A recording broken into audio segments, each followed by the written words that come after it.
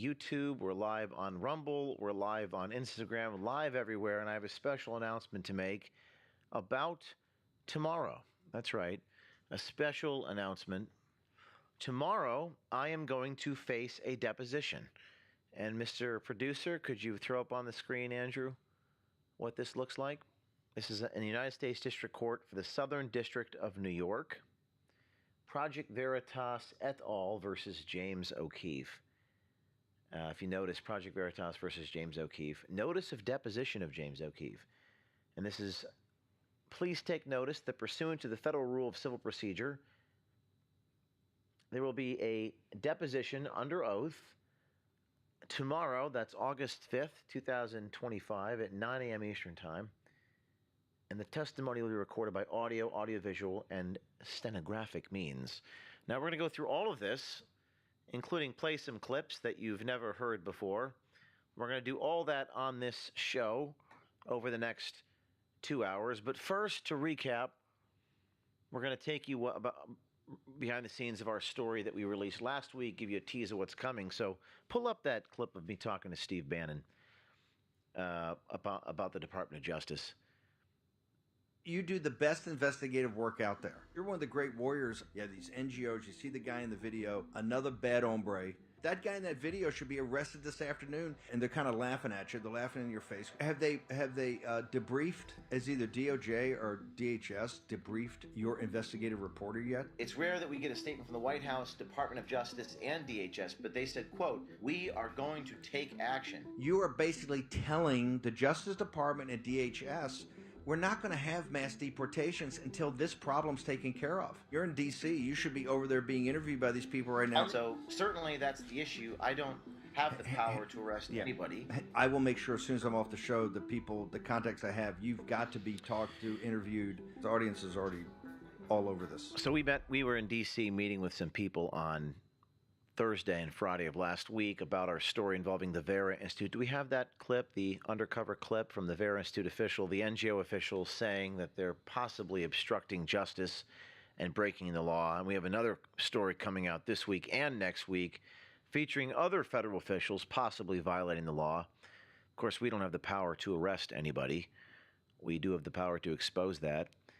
But the Vera Institute clip, we have more information out later this week. But we're going to be deposed tomorrow, so I'm going to kind of start taking you behind the scenes. If you're just tuning in, we are being deposed tomorrow in federal court. It seems like every week I'm in federal court here at OMG, but this is in the litigation against my own shadow, Project Veritas versus James O'Keefe, and I'm the counterclaim plaintiff, and we are going to take you through it.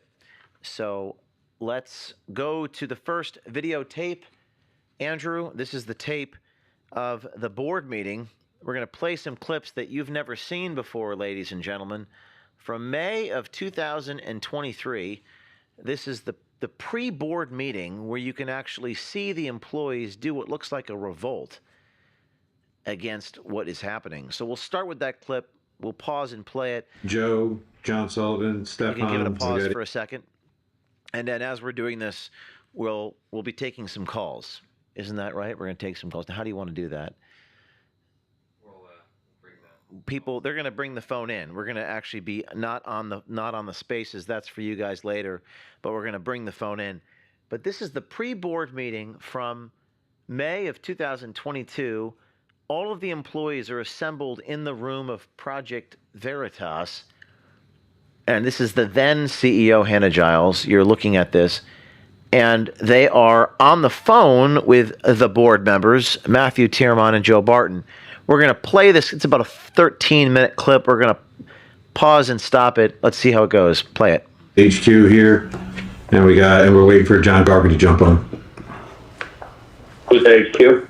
We got most of the employees in the room that feel like they need to be heard, so we figured it'd be. We have a quorum. All right, let's proceed. No, we'll wait for John Garvey. No, we have a quorum. Let's go and proceed. Pause.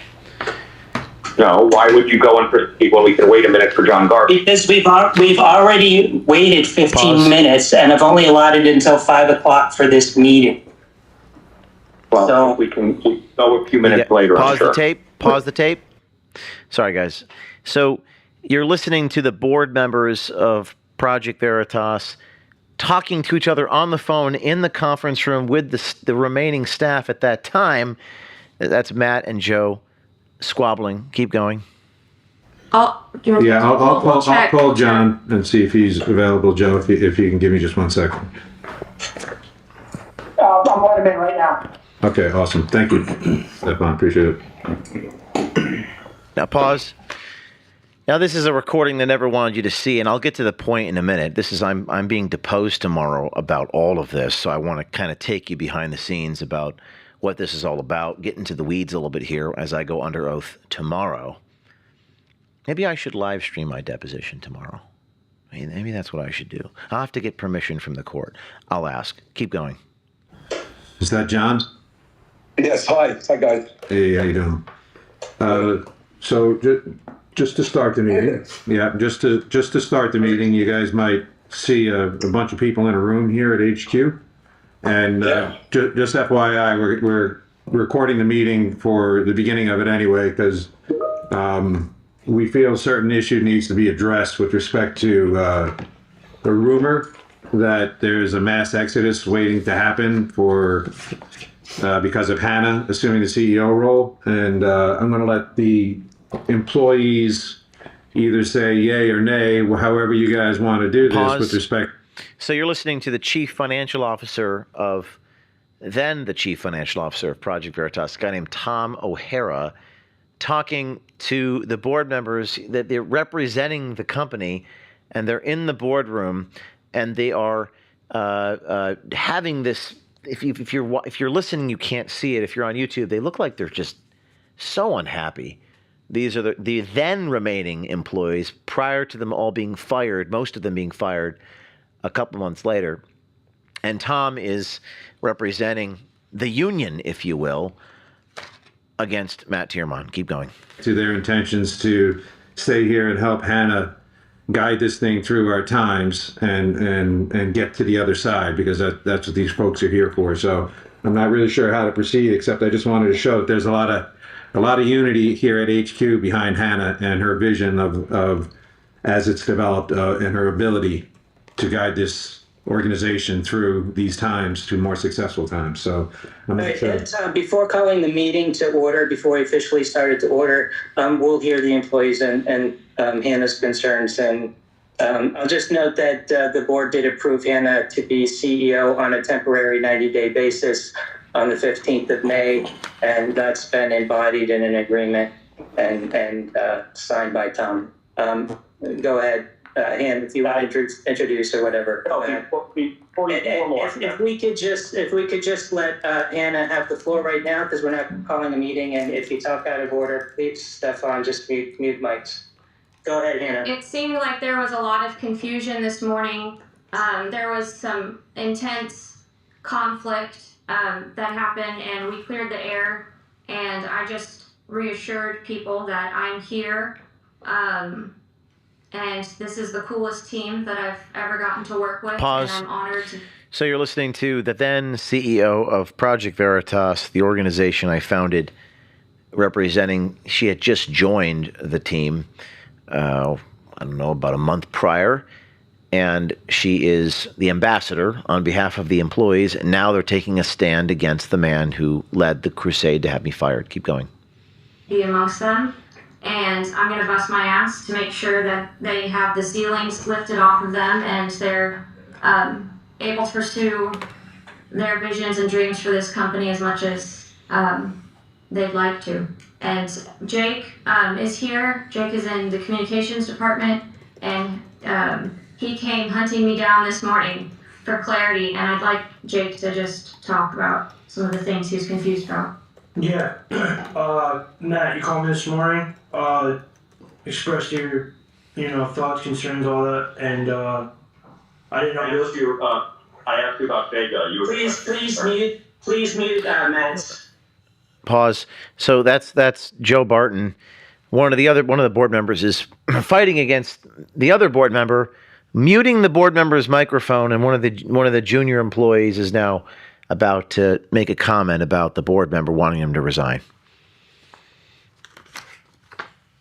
Mike, and let the employees speak. Thank you, Stefan.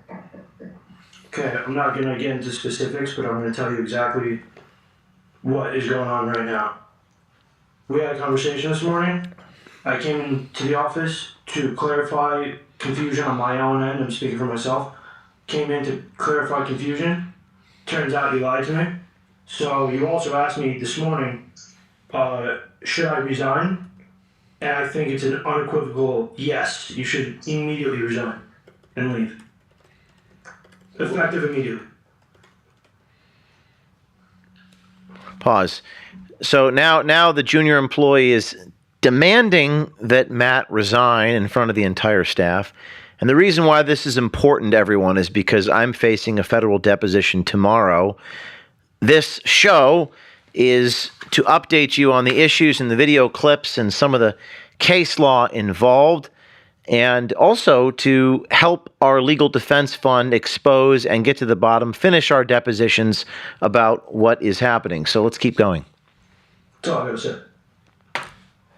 And I would like to just address one thing in the room as well, is that there is, I guess, concern about a concentration of power in Hannah's role, but I think anyone offered a CEO position without the power and authority that comes with that position would be foolish to take it. And based on multiple conversations, just getting to know her over the last couple of months, it's not like she's going to be acting in a silo. Any decisions, any conversations have had input from Dan, myself, employees around the organization. She's not coming in as a wrecking ball. So she's going to be coming in, gathering information, and then moving the plan forward. There's no walkout planned, talked about, or actually happening whatsoever. The only walkout should be Matt Tiermont. Pause. So that is an incredible moment that none of this has previously been shown, of one of the employees of Project Veritas saying that Tiermont needs to resign. And they wanted this deleted. And we're gonna get through all this. This is gonna take me about 2 hours to go through, everyone. So so fasten your seatbelts and enjoy the ride. On my Telegram page, I have hyperlinked a secure link to help defend me in the ongoing Project Veritas lawsuit and to help fund the depositions of the remaining board members. If you go on the James O'Keefe Telegram page, you can donate at the Anadot link, secure.anadot.com, liberty-guard/PV. And we are going to raise $100,000 to finish discovery into all of these things. We're trying to raise $102,000 tonight. Donate, and I'll have my team get you on the line, and we're going to thank you as we go live here. So we have posted the link. We'll post the link in the chat because people don't know how to type all that in the Spaces chat as well, so that people can click on something to donate. And then we're going to keep playing the tape. This is the board member they never want, the board meeting they never wanted you to see. Keep going.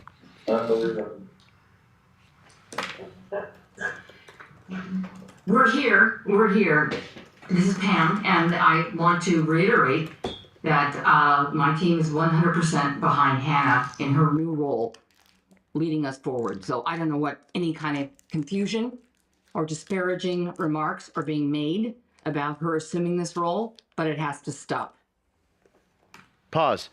So that was Pam Brown, the executive producer, lead producer. Then all these people have been fired. But at the time, they're coming to her defense against what the board members were doing. And by the way, if you want to know how to support us, the link is in the description of the YouTube, and we're posting the link in the chat. It's an Anadot link. You can donate to our legal defense fund. We are getting to the bottom of this. It's important to get to the bottom of this. People say, O'Keefe, what outcome do you want? What is the outcome that you want? The outcome that we want is the truth. We want the truth. We want people to know what happened. That's what we're about here. And the rhetorical question I would ask as I dive into the details is, should we give up? Do you guys want me to just walk away? Do you want me to just give up? Or do you want me to keep fighting this? And if I were to put out a poll question today and say, do you want me to give up or do you want me to keep fighting? I would like to hear your guys' answers. If you want me not to give up, I need your support. I need your help. It seems like every week I'm in court. We have an update in the other cases as well, but we're focusing on this one.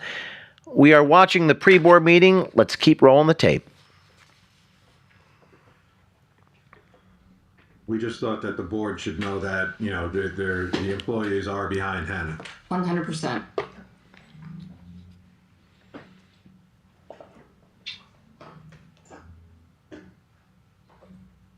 Is there anything else? I heard a rumor that if Joe Barton got voted off the board of directors, that Joe Barton was going to get voted off the board of directors, and I just want to make myself very clear that if Joe Barton gets voted off the board of directors, I'm out. Okay, pause.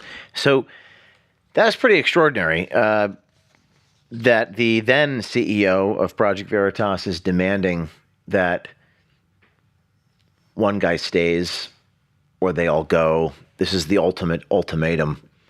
Let's see what the reaction is. And honestly, I would struggle to stay here without Hannah's guidance as well. Okay, Actually, that's the chief financial officer saying that he's going to resign if Hannah goes. So they're all going to get off a sinking ship. Keep going. Stay here without Hannah's guidance. And if I, Nor would many of us. No. if I could say one thing. Okay, pause. Now you're going to listen to the voice of the IT associate, Angela Martinez. He's the individual that published the medical information about R.C. Maxwell that was obtained off of the employee's phone. This is in the meeting. Go ahead. You know, Freddie, even my buddy Eric, you know, not a lot of people actually have been here a long time. We want to move forward, and we're tired of the chaos. We want to get back to work. We're tired of the rumors. We're tired of getting calls. I'm tired of getting anxiety. Like, I'm tired of it all. I want to do God's work and like keep going with the mission. And the mission can't continue if every other week or every other month we're going to have like high school drama, to be honest with you. And you know, it's funny coming from like, a lot of us are young. A lot of us are 23, 24, 25, 26, 27, 28 years old. High school was only a decade ago. So we need to move on and we need to move forward. And however that has to like happen, I'll tell you right now, I've been here with Tom. Like, Tom goes, no one's staying here. I want to be very, very clear. George, pause. You know. So you're listening to the IT associate saying they want to be done with the drama. They're tired of the vendettas against James O'Keefe. For those of you just tuning in, I'm being deposed tomorrow, and you're watching some tapes they tried to delete. They tried to delete what you're about to hear, and we got them.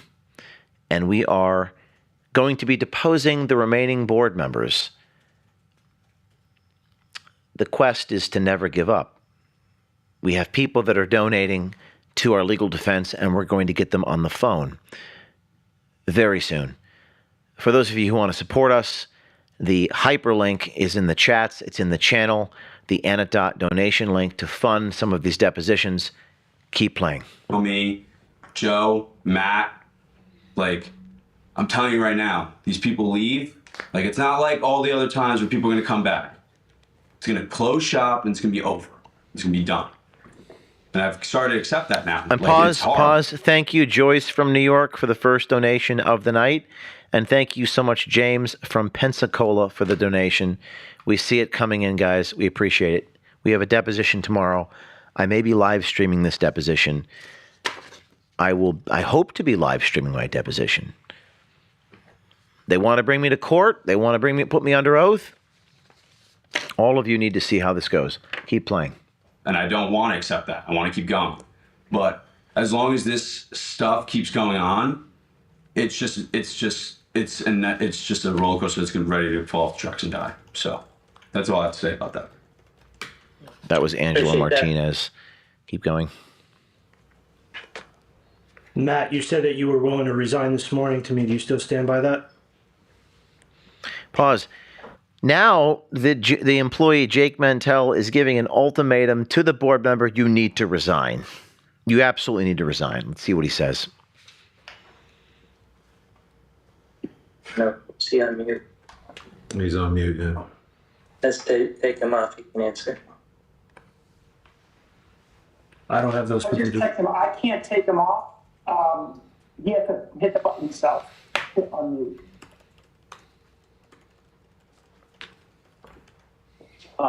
That is a incorrect fact pattern, Jake. I called you to ask a question about the audit related to Vega, and you expressed to me things, not the other way around. So that is Vega? a 100%. Vega? You never mentioned her name once. Don't lie right now either. You can't cover your ass. All right. So now they're having a fight in front of the entire staff. The board member is saying it's an incorrect fact pattern, what you're saying. But this is some high drama here from now 2 years ago, actually. 2 years ago this happened. But we're just getting the videotapes now in this federal lawsuit to get to the bottom of what happened. Keep going. Can't cover your ass, dude. Stop lying. Stop lying. That is why I called as per the email this morning from the auditors about a fact pattern. I asked who was in that house and who knew about that. And then you went nuts about the whole thing. You're going to put this in the chat, demand an all hands. Why did Dan leave?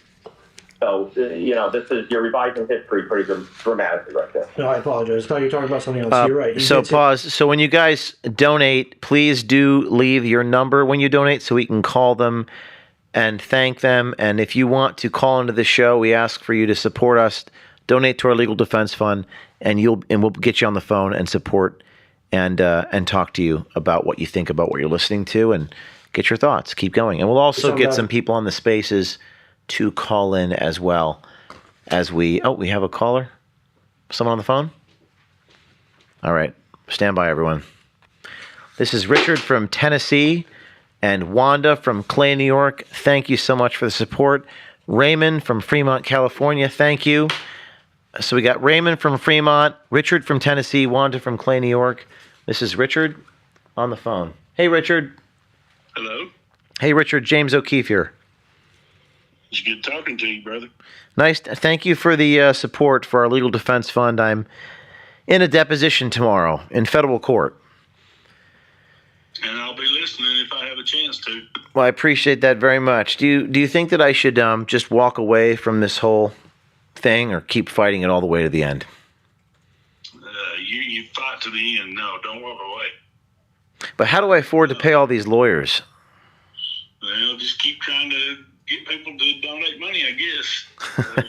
Surely there's enough patriots to, turn loose of some cash to help out.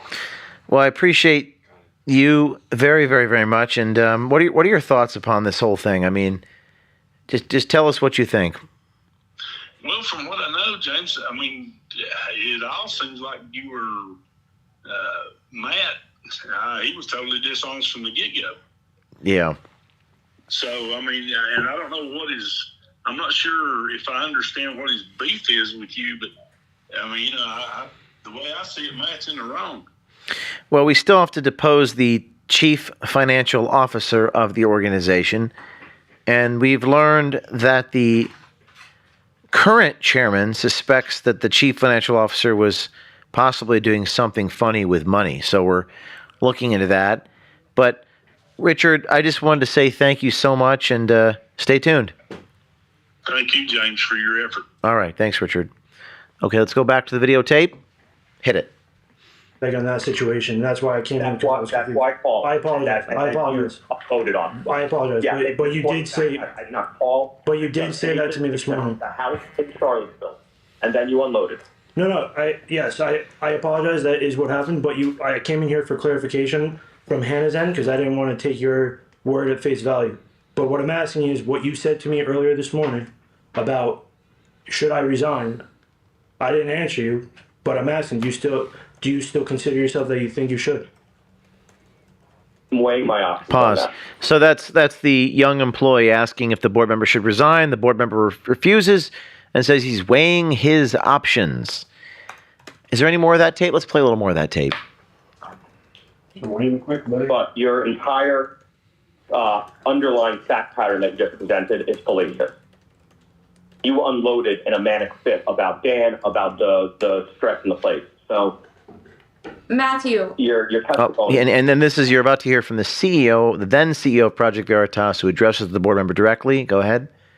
Matthew, everyone here has voiced separately that the stress that you've put on them and the fact patterns and the details and what they see you're doing to the organization, they think that you should resign. They think that you're using the organization for a personal vendetta and that you will drive it into the ground just for your personal justice and vengeance against James. Wow. That they feel that. Okay, but they feel that. I would like full sampling fact pattern of that. Okay, so what you just heard is what you just heard is the CEO, then CEO, asking Matt telling Matt that all the organization wants him to resign, and he's saying that's not accurate. I want full fact patterns. Keep going. Testimony. You said you wanted James's heart. You said you wanted James's heart carved out with a spoon or something like that. He said he wanted James's heart carved out with a spoon.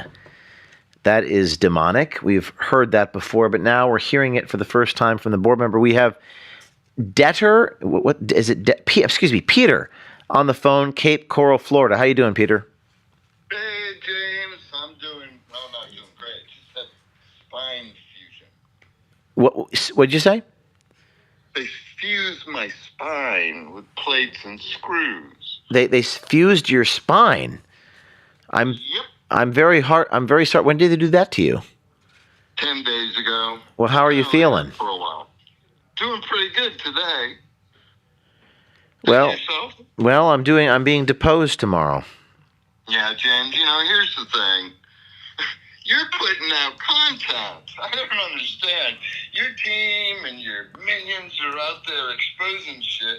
What is Project Veritas doing? I don't know. They're deposing me tomorrow, though. I know that, but they're not doing it. I guess they're trying to get me. They're trying to take me down. I don't know. What do you think they're trying to do? From the very beginning, I had no idea, except that you're exposing the real problem, the real people, and I don't know. I don't know what the hell's going on there. Do you think that I should give up or litigate all the way to the end? James, I couldn't even imagine you giving up. I don't know. Well, some people say I should just walk away. Yeah, that's probably the people at Project Veritas. Well, we have to raise money to keep this going, so I would... Well, I gave a little before, and I saw this was on Twitter, and first I was on Spaces, but I couldn't see anything. So I switched over, and then I had the link, and I thought, well, I'm going to donate again. And I only had to do a one-time donation, and I just picked the minimum, $25. Well, we really appreciate it. That's 2 donations. Well, without it, we're dead in the water, and we have to raise the money to keep litigation going. What did you think? James, you keep my money regardless, because you guys deserve my money. Shit. Well, we really appreciate it, and I hope you're going to be okay with your spine. Yeah, it's an elective thing. I could barely get around, so I pray to the Lord, James. You know that. Well, it's a spiritual battle. That's what I've discovered. You're definitely in that. We're all in it. But they tried to shut me down. They failed, but it's costing us a lot of money. I think the challenge is a lot of people would give up, and people ask me, what outcome do you want?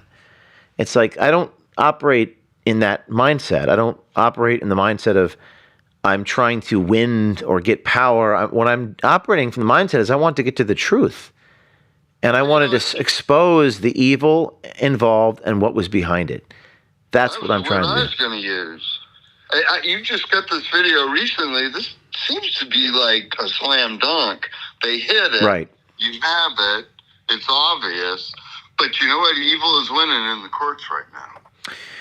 Well, I told my team last week that, there's 3 levels to the fight. This is actually something shared with me by Rick Adante, the whistleblower at Florida Tech, who is a neuroscientist. He was an astronaut with NASA, analog astronaut, and he didn't want to lie, so he's been terminated.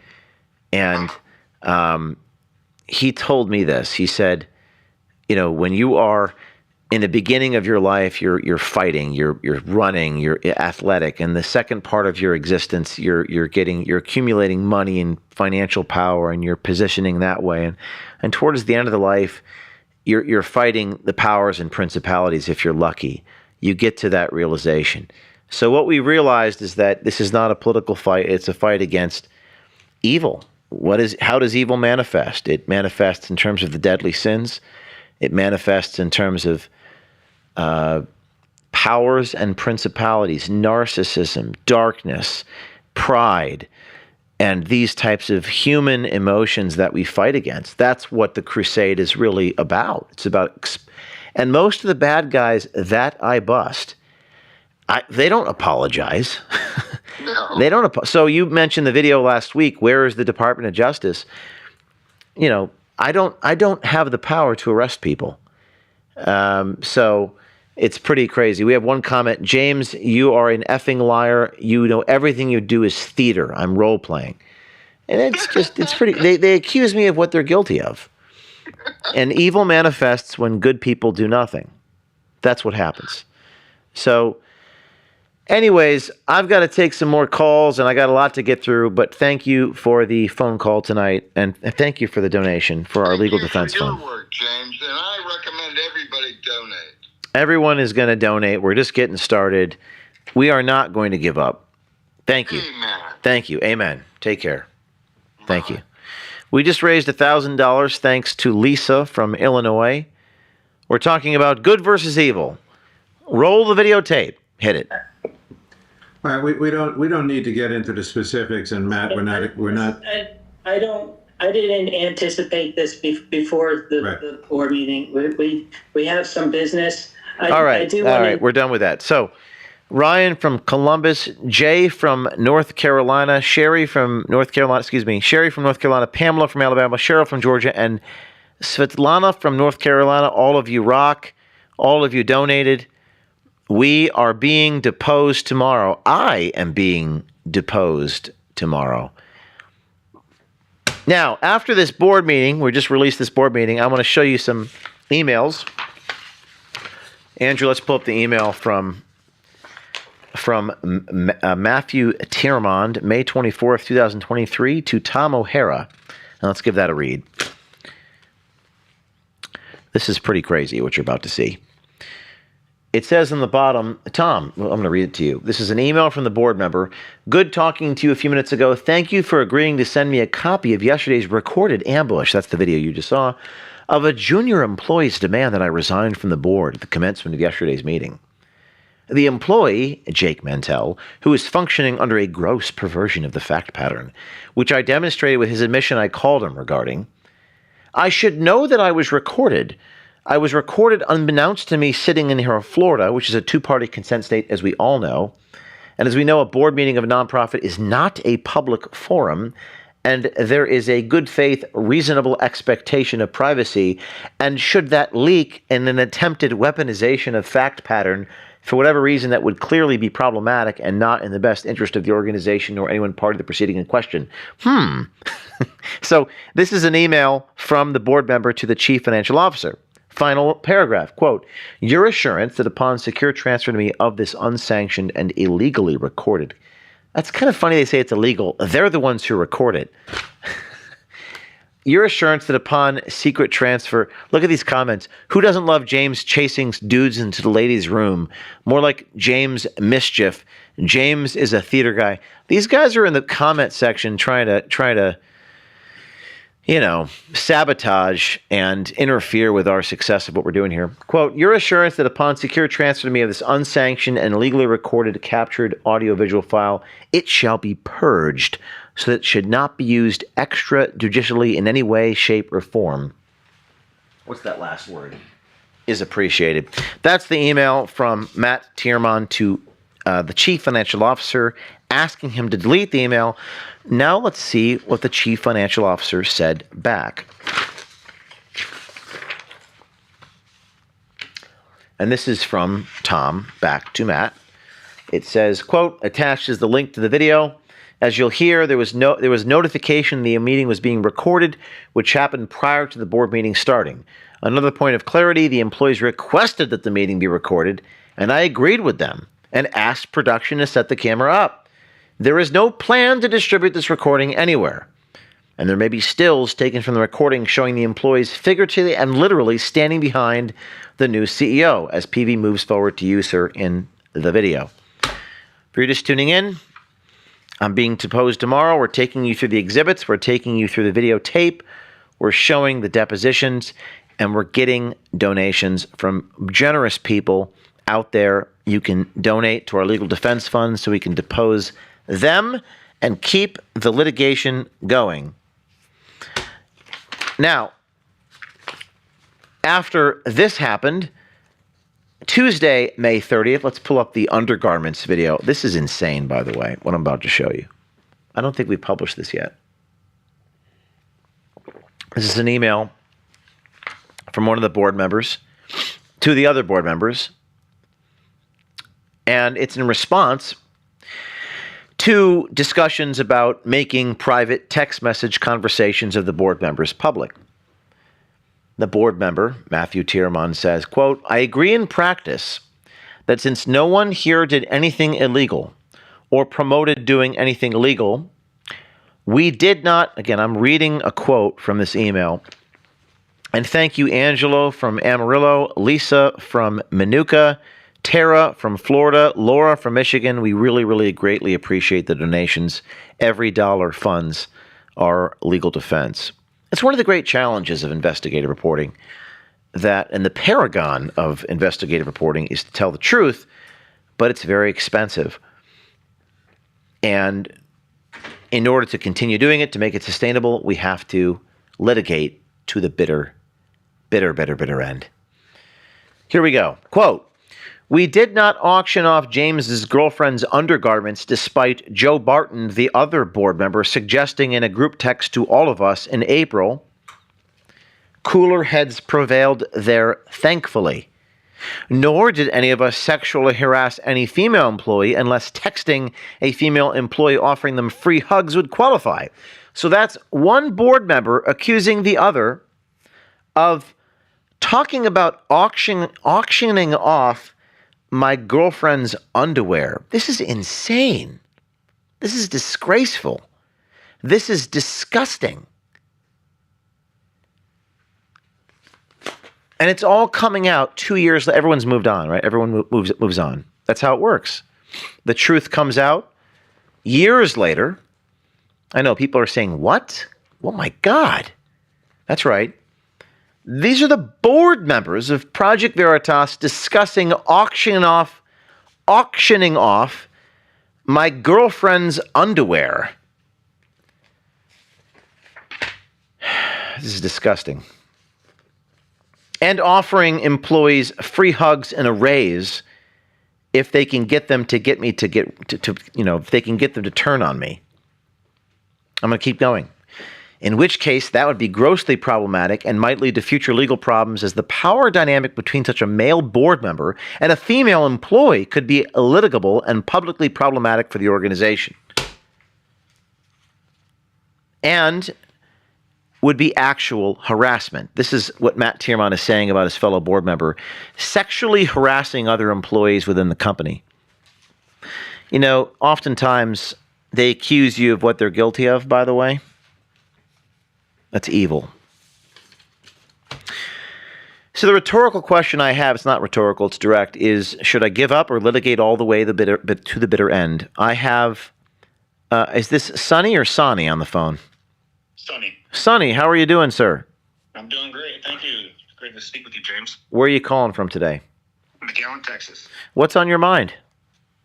I think it's just abhorrent what they're doing to you. I mean, everything that you go through to expose the corruption and everything else that goes on in the world. It's brave, it's patriotic, and God's hand is placed upon you. That's why you can't give up. You're, an inspiration, man. Thank you so much. Are you hearing live what we're saying on the show about these recordings and emails? Yeah, I am. It's the most backstabbing thing I've ever seen in my life. I mean, you think you know people, you hire them in, and they take you out like that, and then try to depose you on top of this. Look, you deserve all the support. I recommend everybody open your wallet, help this man out. Let's start donating, getting this fund going, and I think that you're doing a great job, James. Keep it up, man. What do you don't think I should give up? Well, I mean, there's always a point, right? It is poetic to say never give up. There's always a point, though. I mean, there's some fights that are better left on the table if it's worth it. Is it worth it? Look, I mean, you're doing the Lord's work. You're sometimes moving forward and leaving the past in the past is one option. I don't know if, the financial situation that you're in, if it's worth it. Well, we need to raise another $98,000. We need to raise another $98,000. By when? By when? Today, tonight, tomorrow. Well, then everyone needs to get on board, help James right now. Let's get this man this money. Well, thank you. And you did, Sonny. You just did donate. So I appreciate that very much. Yeah, you're welcome, James. Good luck, man. Yeah. Thank you so much. Oh, look, we have Bobby Haar on the show. Bobby Haar is one of the employees at Project Veritas. What should I do? Should I let him call in? Should I hear what he has to say? Should I make him a speaker? Yes. Okay. I invited Bobby Haar to speak. Your invite's in your... He's one of the employees who had the board meeting on February 6th and came out and testified against me. So I'm happy to talk to you, Bobby. Okay. And thank you so much for that call, Sonny. And we're going to keep taking phone calls. We're going to talk to you. This is going to go on for a little while. I don't go live till 9 a.m. tomorrow on my deposition. So, hello, Bobby. How you doing? Hey, James, how you doing, James? You want me to speak for what? Well, I'd like to ask you, in that February 6th board meeting, when you were called to testify, do you have any regrets? No, James. I've been very clear to you, and you might, if you want to, go ahead and post the responses back and forth between you and I in our DMs. This is about the fact simply, and the reason that I went to that board meeting and that I testified is I don't think you can grasp this. I don't think you're physically capable of doing this. Nobody likes you that has worked for you, okay? You're an asshole, and I testified to you being an asshole. I don't know why that's so complicated to you. You go through this thing of, we must be part of some evil cabal. They must be, paid off or whatever and this and that. James, you're just an asshole. And I told you you're an asshole. I don't know why you can't accept that. Here you are again, not letting it go. And it proves to show how much this affects your ego. Here you are again, seeing me listening to this and requesting me to speak. Why? So you can ask me questions about shit that I have nothing to do with? Go ahead. You're not going to get any answer from me on anything I don't have to do with. But my answer to your first question, no, I don't have any regrets. I don't like you. You're an absolute prick. And I told everyone in the board meeting why. Do you have any more questions for me? Did you abuse drugs while employed at Project Veritas? I told you this too. Let me go back to what I just said. You're just reading off a thing right now of questions. Let me tell you what I just said. I told you everything in that, including our DMs. Please release them, okay?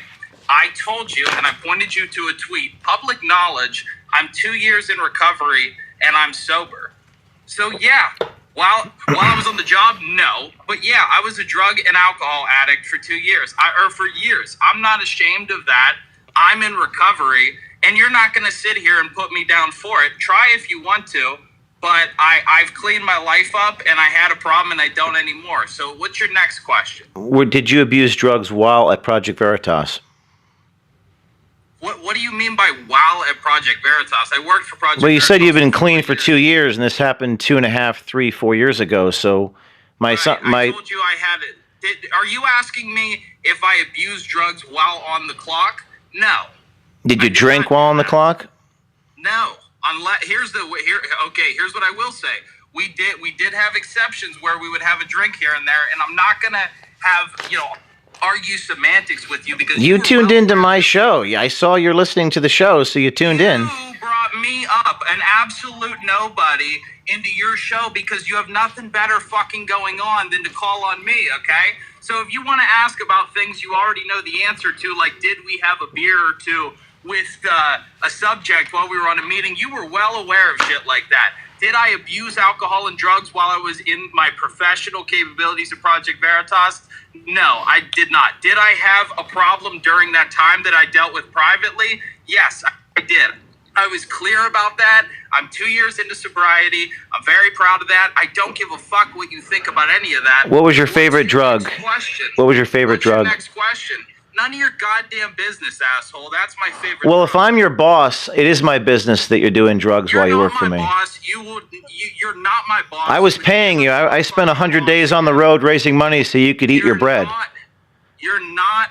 I was your boss for 3 years. I was the CEO of the company. Yeah, but you're not, and I don't have to answer a fucking thing you want to ask. What was your favorite drug? I want to know. Was it cocaine? Was it ecstasy? Was it the pink ecstasy? The pink cocaine? Why are you pushing on a trivial point like this whenever part of our core values of Project Veritas was to not go into the personal lives of people of things that aren't of public importance? Here you are breaking your own rule. So you are doing what you said is unethical as part of our core values and ethics. Why are you interested in what my drug of choice was? Why are you interested in what my, alcohol and who gives a shit? Nobody cares.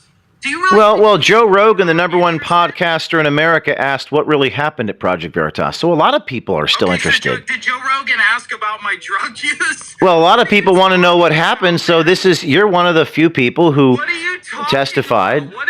What is my personal private life? Here you are saying about you're calling it you don't have to stay, my friend. You can leave. But we're having a conversation. No. You felt it interesting. I would have never. I'm not writing comments. And I congratulate. I did not know that you were now sober, and I congratulate you for your sobriety, and I mean that sincerely. But you didn't know I was sober. I told you that after you asked me. I didn't know that. I didn't know that you were sober now. I'm sober, and I'm very proud of it, and I don't appreciate you trying to make a spectacle out of something I struggled with before, and I've worked very hard to get clean with. But you do you, and I'm not surprised by that, James. And now, how about when you sent me a picture of me eating a sandwich covered in semen? What about it? So, is that not sexual harassment? That's the sort of thing that's absolutely repulsive. And you just laughed. Repulsive equates. I did laugh. I'll laugh again. Repulsive equates. How is that funny to send someone a picture of a sandwich covered? I'm eating a picture of me eating a sandwich covered in semen. Because it annoyed you, and that made me happy. So that's the sort of behavior. That's why you never should work for me or any individual. Oh, I never would, James. You couldn't offer me $1 million. And nobody listening to this show would want to hire someone like you if you send that to. Asshole of a boss. Well, I'm not the one who sent pictures of semen covered on sandwiches. That's sexual harassment. Well, I wanted to get under your skin. I wanted to get under your skin just like you got under the skin of everybody else, and I wanted to make you feel shitty for a second. And I did. I did it once, and I didn't do it again. Well, what about it? You want me to laugh again? What really? Are you really spending your time trying to fundraise for legal things, talking about me, cum sandwiches? This is going to go to a. This is going to go to a trial. Do you understand? You may be called as a witness. You may be called in front of a jury. And you will be called in front of a jury, and I am being deposed tomorrow. Project Veritas is deposing me tomorrow. And I am asking my audience if they want me to walk away. What do I give a shit? Because you were one of the few people that decided. Yeah, and I gave you my testimony. This is what do you really think you're getting out of me right now? I should have fired you. I should have fired you when I had the chance. That's the mistake that I made. But guess what? You did it, and now you're ringing me up on a fucking X space because I was listening. And did you? Were you the one that nailed me to a? Were you the one that sent me a picture of me nailed to a cross? Did you do that, or was that? James, I sent you one meme, and that was it, and you can't get over it. Oh, you didn't do the nail to the cross meme? No, I had nothing to do with that. I hadn't seen that till you published it. Okay, that wasn't you. It was the semen on the sandwich in my mouth. Yes, I sent you one meme, and you can't get over it. What more do you want for? Like, this is honestly, I don't know how anyone finds this compelling. This is. Were you? Do you know who the FBI informant was at Project Veritas? I have no idea about any of that shit. Okay. That's why this is so funny. I literally was an entry-level employee. This is embarrassing. You were an entry-level employee? Yeah, I was a journalist. I was a UCJ. I was the lowest of all employees at PV. What do you want? Like, I said I think what I want is the truth. The outcome that I want is the truth, and that's the only thing that I want. It sounds like what you want to do is harm me, and that's not what I want to do to you. I don't want to harm you. I annoyed you one time, and other than that, have I? Can I tell you a quick story? When I was in the. I'm not interested. Okay. Well, then I'm going to cut you off then, and we're going to end the conversation. Cut me off, James. Okay. You called me up. Hope you got what you want. All right. Thank you. Well, you heard from Bobby Har there, and interesting. I do congratulate him sincerely on his sobriety. That's news to me. He was not sober a couple years ago. It's interesting to see how these people acted, and I think that there's integrity issues there, and that's a serious issue. But the whining is very annoying. We're going to keep going to the exhibits and keep going through the information. Andrew, let's go to the next one. Actually, we're going to go to the deposition footage of the current chairman of Project Veritas, and we're going to come back to this email. You might wonder who or what is currently running Project Veritas. We have the answer for you. Let's go to the current deposition footage of a man named Ben Wetmore. Clip 1. Excuse me. Before we go to that, do we want to play the audit? Let's go to Ben Wetmore. Let's do it in a different sequence. Let's go to the first clip where he's talking about. This is the deposition clip of Ben Wetmore talking about then Chief Financial Officer Tom O'Hara. Did he ever make statements to you expressing animosity? It's got to be louder, guys. The people on Spaces can't hear it because we're listening through the phone. Or desire for revenge against James O'Keefe? Oh, yeah. Let's play that again from the top. This is the current chairman of Project Veritas, a man named Ben Wetmore, talking about the then Chief Financial Officer. Or is he talking about Matt Tiermont here? Which one is he talking about?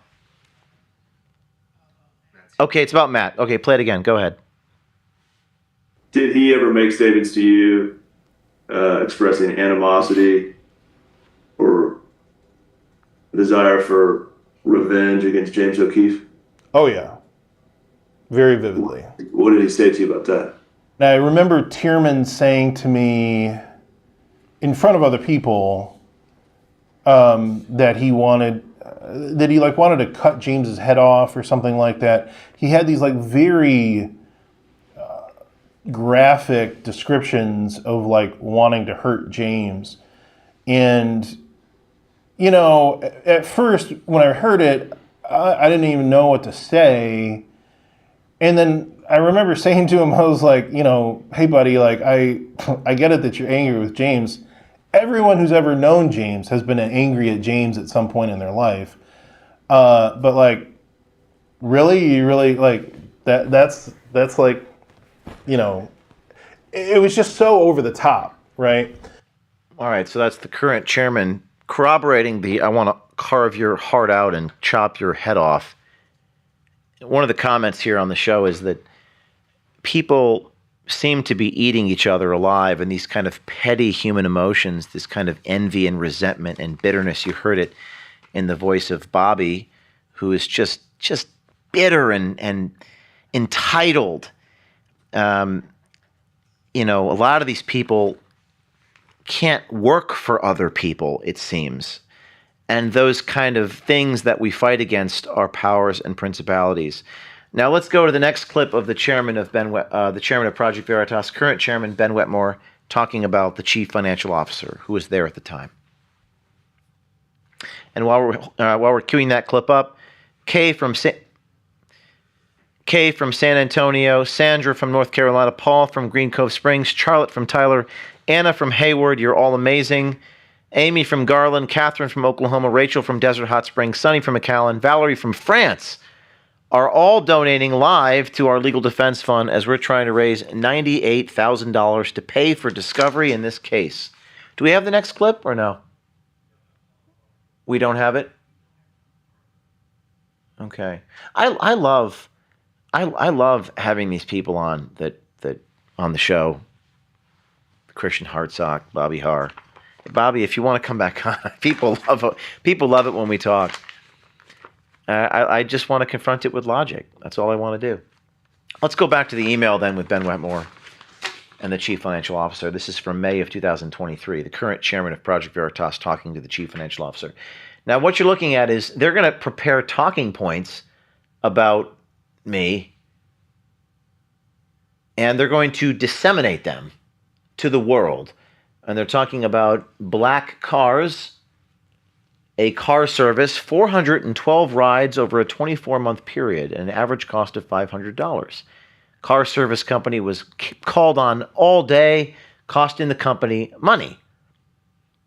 Okay, well, if you're an organization that has to raise $10, $15, $20 million, you're going to have car service for the executive so that I can make phone calls in the back of the car with a driver who I'm familiar with.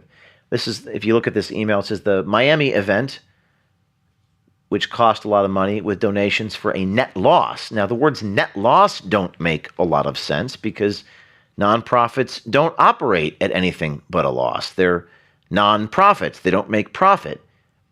These are programmatic events, marketing events. A $12,000 helicopter ride. It's this hostile workplace. It seems like the hostile workplace was kind of in my direction. I think that the hostile workplace was really against myself. That's what I'm gathering from everything that happened. And gathering employee grievances in a semi-public forum and then leaking them to members of the public. And sending pictures of me with a sandwich with semen covered on it is another example of a hostile workplace.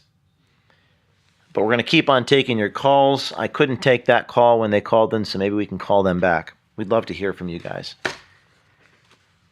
And this is an email between the chairman of Project Veritas and then the chief financial officer talking about the different marketing events we had. This is some crazy stuff here. False allegations assembled. It's very rare that you have a board of directors that brings in employees to the boardroom. If you're just tuning in, I'm talking about all this, even though it happened 2.5 years ago, but because tomorrow I'm facing a federal deposition in New York, and I'm going to be asked about these things. Let's go to the audit clip, Andrew. Do we have the audit clip? Employees have a problem with authority. That is true. Some people don't like authority. But in order to do this sort of work, you have to have a team. You have to have people who share the right virtues and the right values. So pause. Let me cue this up. So if you're listening on X, you cannot see this. If you're live streaming on all the other places, you can. You're looking at a board meeting, another board meeting. I believe it was on a different day, in March of 2023. This has never before been seen. of the then board members talking about spending $350,000 to audit me. Let's listen to it. As you listen to it, please know that we are being deposed tomorrow. We need to raise $98,000 in legal defense. The link to donate is in this chat. It's in the YouTube description. It's on my Telegram page. If you follow, I have 207,000 subscribers on Telegram, and we're looking for you to help us donate because I don't want to give up. I'm going to keep repeating myself because this is a radio show. Some people come and some people go. The question before us is, do I walk away? Do I walk away from this? Oh, it's been 2.5 years. Move on. But I'm an investigative reporter. And the thing about being an investigative reporter is that you can't walk away. The only outcome that matters is to get to the truth so that people may know. And sometimes it's a complicated conspiracy. We understand there are confidential informants. The FBI has confidential informants trying to hurt me. We're going to find out who those people are. And whoever they are very scared because they know who I am. They know what I'm about. You ever see the movie Casino with Joe Pesci? You know the scene where he says he's stupid? Well, that's me. I'm stupid. I'm not governed by the things that you're governed by. I'm not trying to make money. I'm not a guy who's trying to negotiate. People try to negotiate with me. Okay? That's the other thing people do. Hey, O'Keefe, why don't we negotiate? I don't negotiate in my business. Do you guys want me to negotiate? When it comes to the stories that I tell? Is that what you want? That's what people don't understand. That's what people don't understand. And that's why behind me it says my price is my life. They don't understand what the hell that means. They don't understand.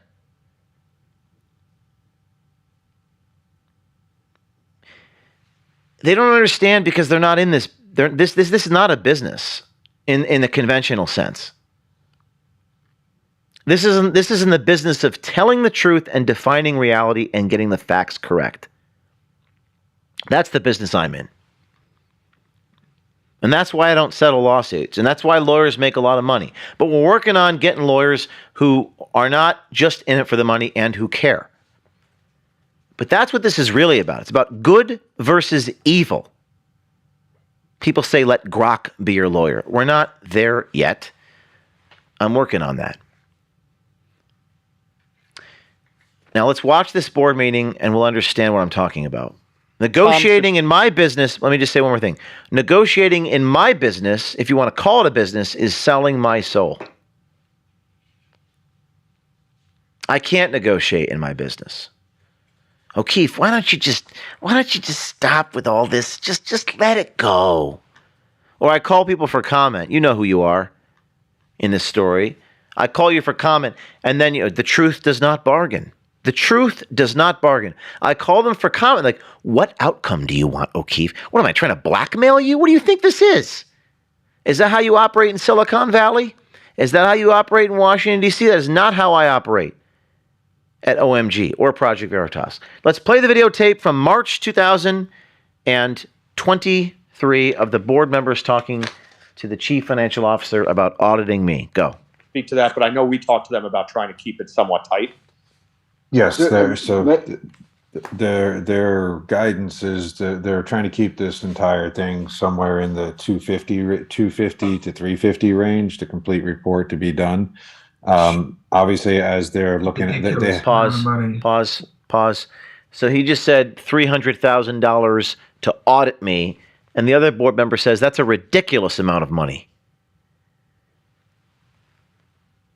Someone asked, James, could you let us know what is the vendetta against you? Why the beef? That's a really great question, member of the audience. And if you haven't watched it, The Truth Inside Veritas Part 1 gives you some story. What's the end? What's the bottom line?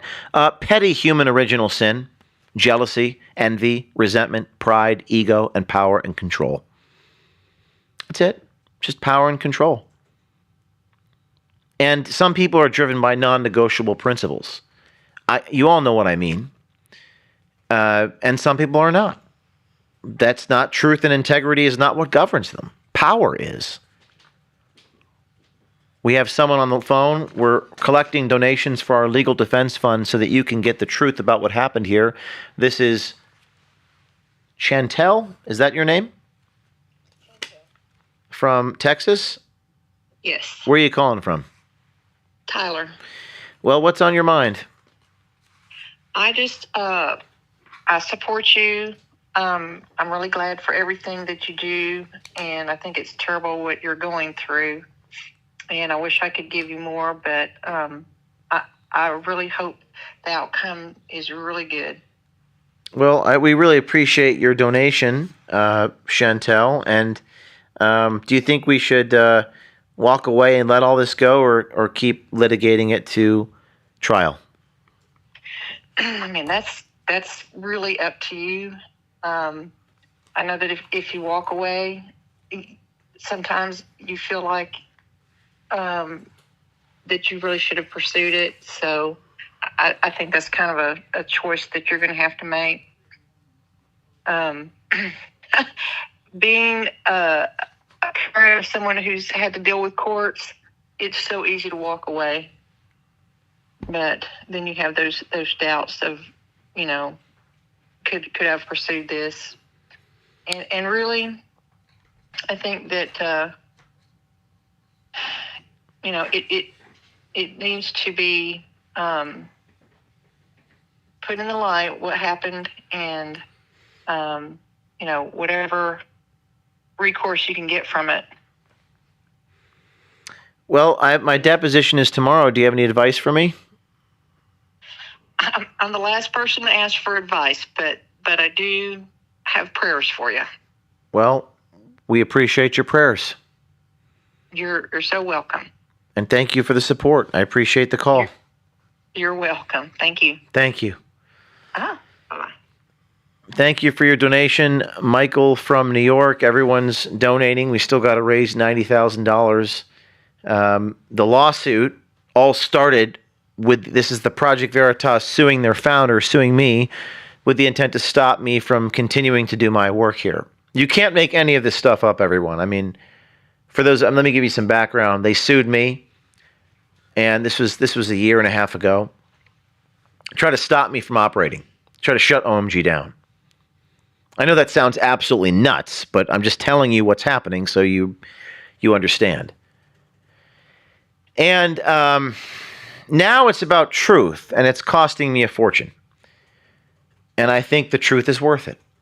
Don't you? What is the truth worth to you? How many times did Trump get sued? How much money did he spend on legal defense? Now, he's Donald Trump, granted, but that was $400 million, some ungodly amount of money, 500 lawsuits. If you're listening, find the link to donate that's pinned on YouTube or X, and donate as much as you can tonight so we can hit this goal and get to trial. Now, I got a lot of information to give you guys. I'm going to go in the weeds a little bit, but I've got videotapes no one's ever seen. I've got exhibits and emails no one's ever read. Okay, Andrew, back to March 2023. Tom O'Hara, the chief financial officer, says we're going to audit O'Keefe and spend $350,000 of your donor money to audit James O'Keefe. Hit it. It's an insurance policy is the way I kind of look at it, Judge. Every donor I spoke to said we don't do this, and they're done. So yeah. So, but at the end of the day, yeah, what they're doing is they're looking at the most relevant information. After we gave them key search terms that pops to the top of the algorithm search through everything that's done, they start with that, and that's what this expense review special audit committee is going to be providing them guidance as they go along. When they come up with questions, we can say, that should lead to here, and be able to shorten the time that they're going to be looking at information in order to get to their conclusion. So that's and I've been talking to Beth on a daily basis. She's hoping to have some rough numbers by next Wednesday or Thursday as far as the big items. And then obviously that wouldn't be the complete list, but some of the big items she's hoping to have by next Wednesday or Thursday, some rough idea of what the magnitude of those numbers would be.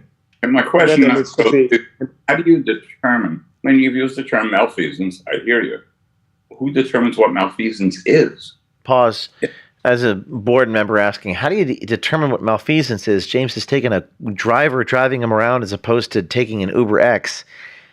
And one of the board members says that's an outrageous amount of money to spend auditing James O'Keefe. So this is a new recording that we've received in this litigation, shining a light on why they were targeting me and what they were doing. Keep playing. So this firm, they're going with the IRS guidelines. So in an example, quote, like have I become your enemy by telling you the truth, is a quote. Have I become your enemy by telling you the truth? Oftentimes we make enemies by telling the truth. It's the price we pay for telling the truth. So this stuff gets spiritual very quickly. And oftentimes they want to destroy you before you expose them. It's especially true in this business. So someone said I had to sue an ex-partner, and in the end, lawyers were the only ones who benefited. They dragged it on and for billing hours. But tomorrow, to the person who's saying this, I'm being deposed, so I need a lawyer. Unfortunately. Let's finish watching this clip. With a plane, if there's a commercially viable alternative option. Got it. I know what those are. Okay. Yeah. Yep. So wait a minute. I just want to make sure we're all on the same page here. I think I just heard that it's going to cost $200,000 to $300,000 for this audit. Is that correct? Correct.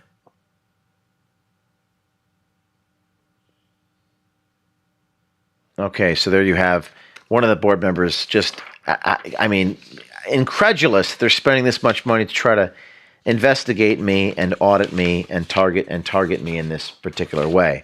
We're going to keep taking your calls. People who donate to the Legal Defense Fund will get you on the phone. Do we have any more videotape, Andrew? Do we any more deposition clips?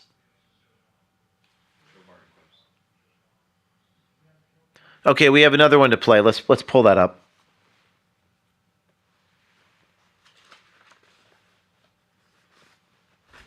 And how did you obtain the flash drive?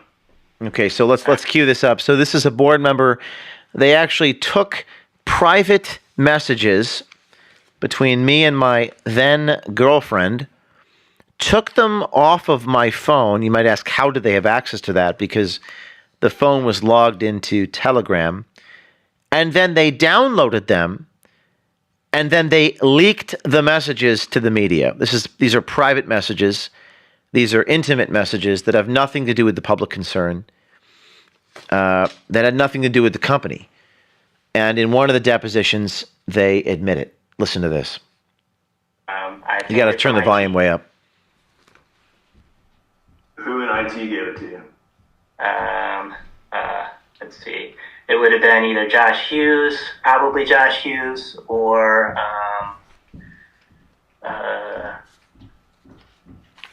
I think it was Josh Hughes that did all of that. Josh Hughes provided you the flash drive? Yes. Okay, pause. So that's the board member admitting the chief financial officer provided a flash drive featuring my girlfriend's private, intimate messages, zero-party consent recordings. It's disgusting. And someone said it's invasion of, it's all about money and power. Yes, it's kind of ironic that happens, but it happens. It's human nature. Please leave your phone number when you make a donation. Otherwise, we can't call you and thank you for those of you who are donating to our Legal Defense Fund. Do we have another clip, Andrew? Let's pull the other clip up.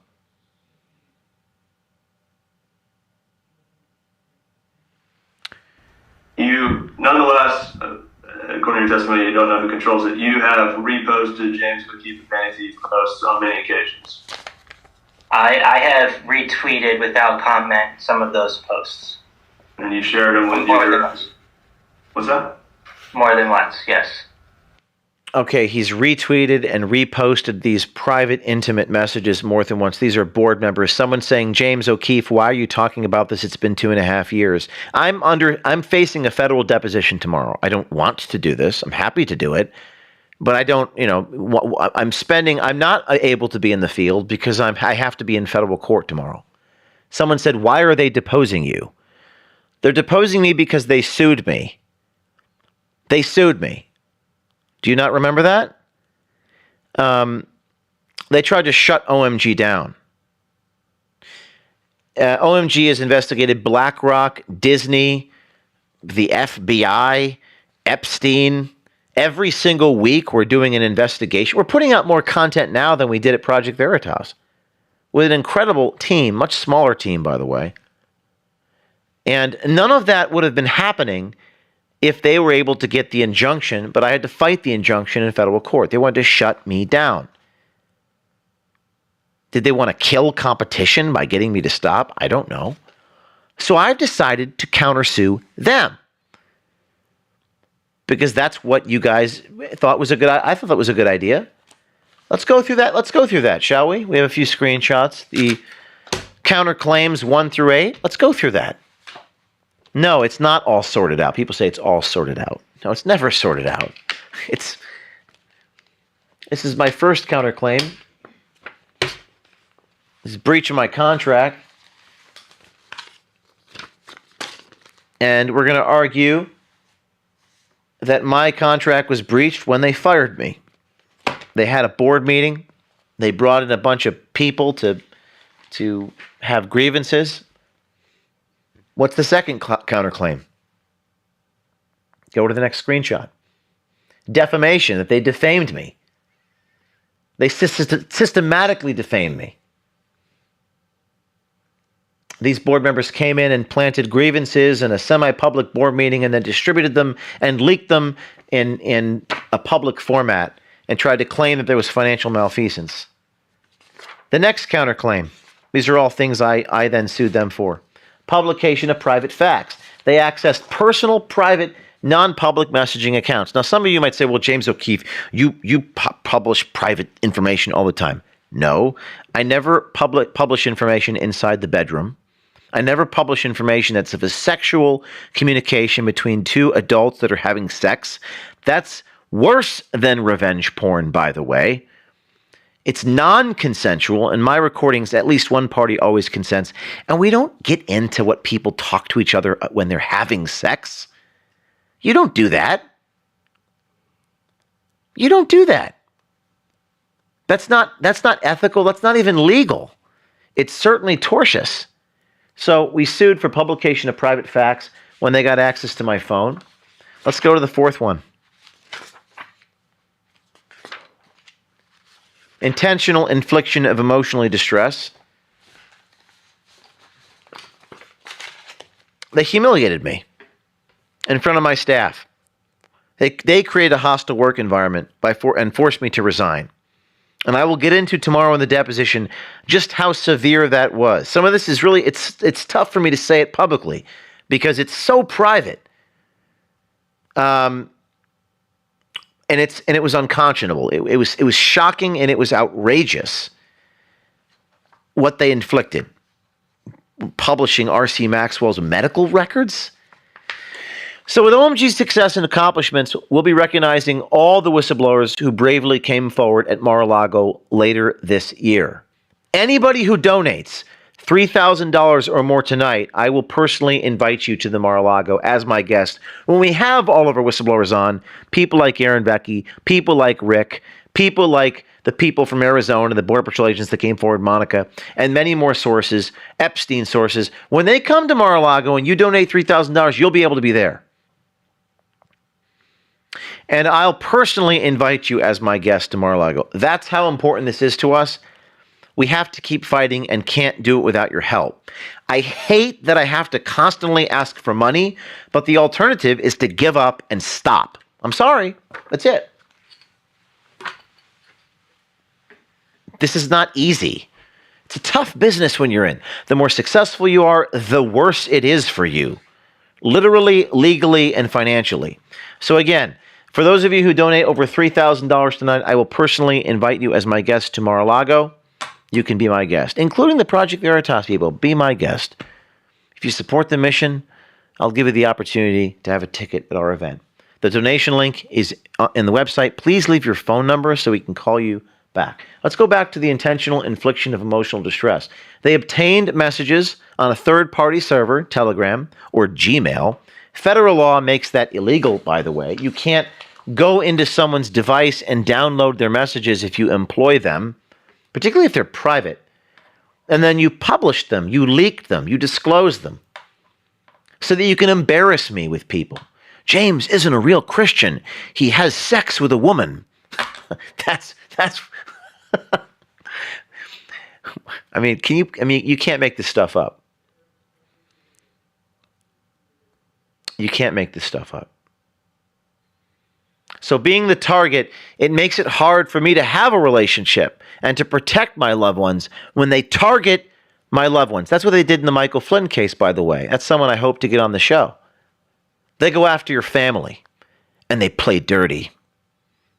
And Laura Logan said to me, well, they just paper cut you a little bit at a time until people get scared to associate with you. These people need to be brought to justice, not vengeance, not revenge. It's about justice.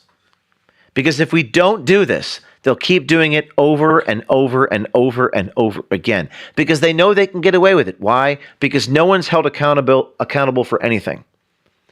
So we're going to do our part and hold them accountable. And you're going to help me. We got to raise $90,000 for these depositions. Let's go to the fifth counterclaim. Excuse me, the sixth. Go to the next one.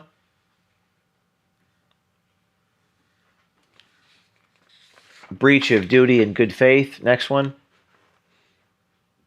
Breach of fiduciary duty. So this is probably the strongest one.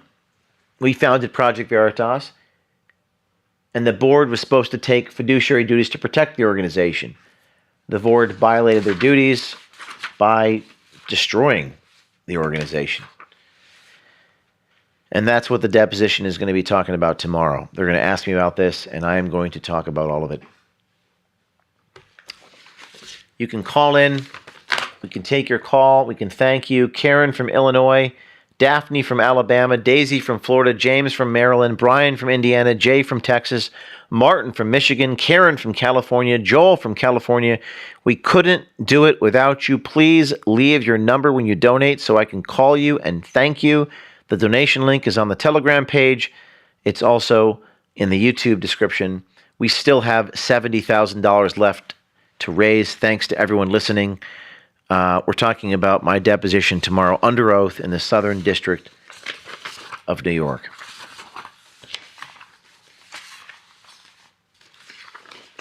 And I'm going to start taking some callers from spaces while we hear from some donations. Let's listen to some people. I'll be calling on you for those listening. We're going to take some calls.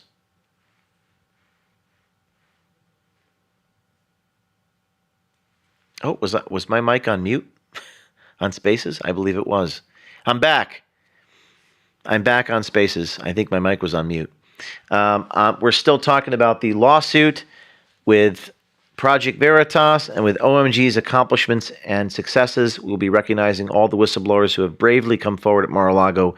Anyone who can donate $3,000 or more to our legal defense fund, linked on our pages, we will be inviting you to Mar-a-Lago.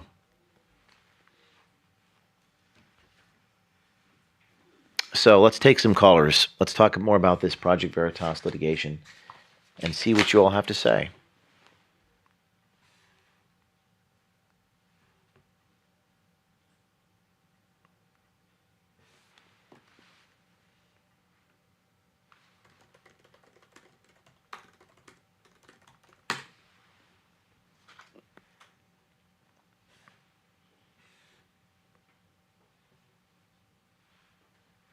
Go ahead, James. You're live. James, father of the smartphone. Go ahead.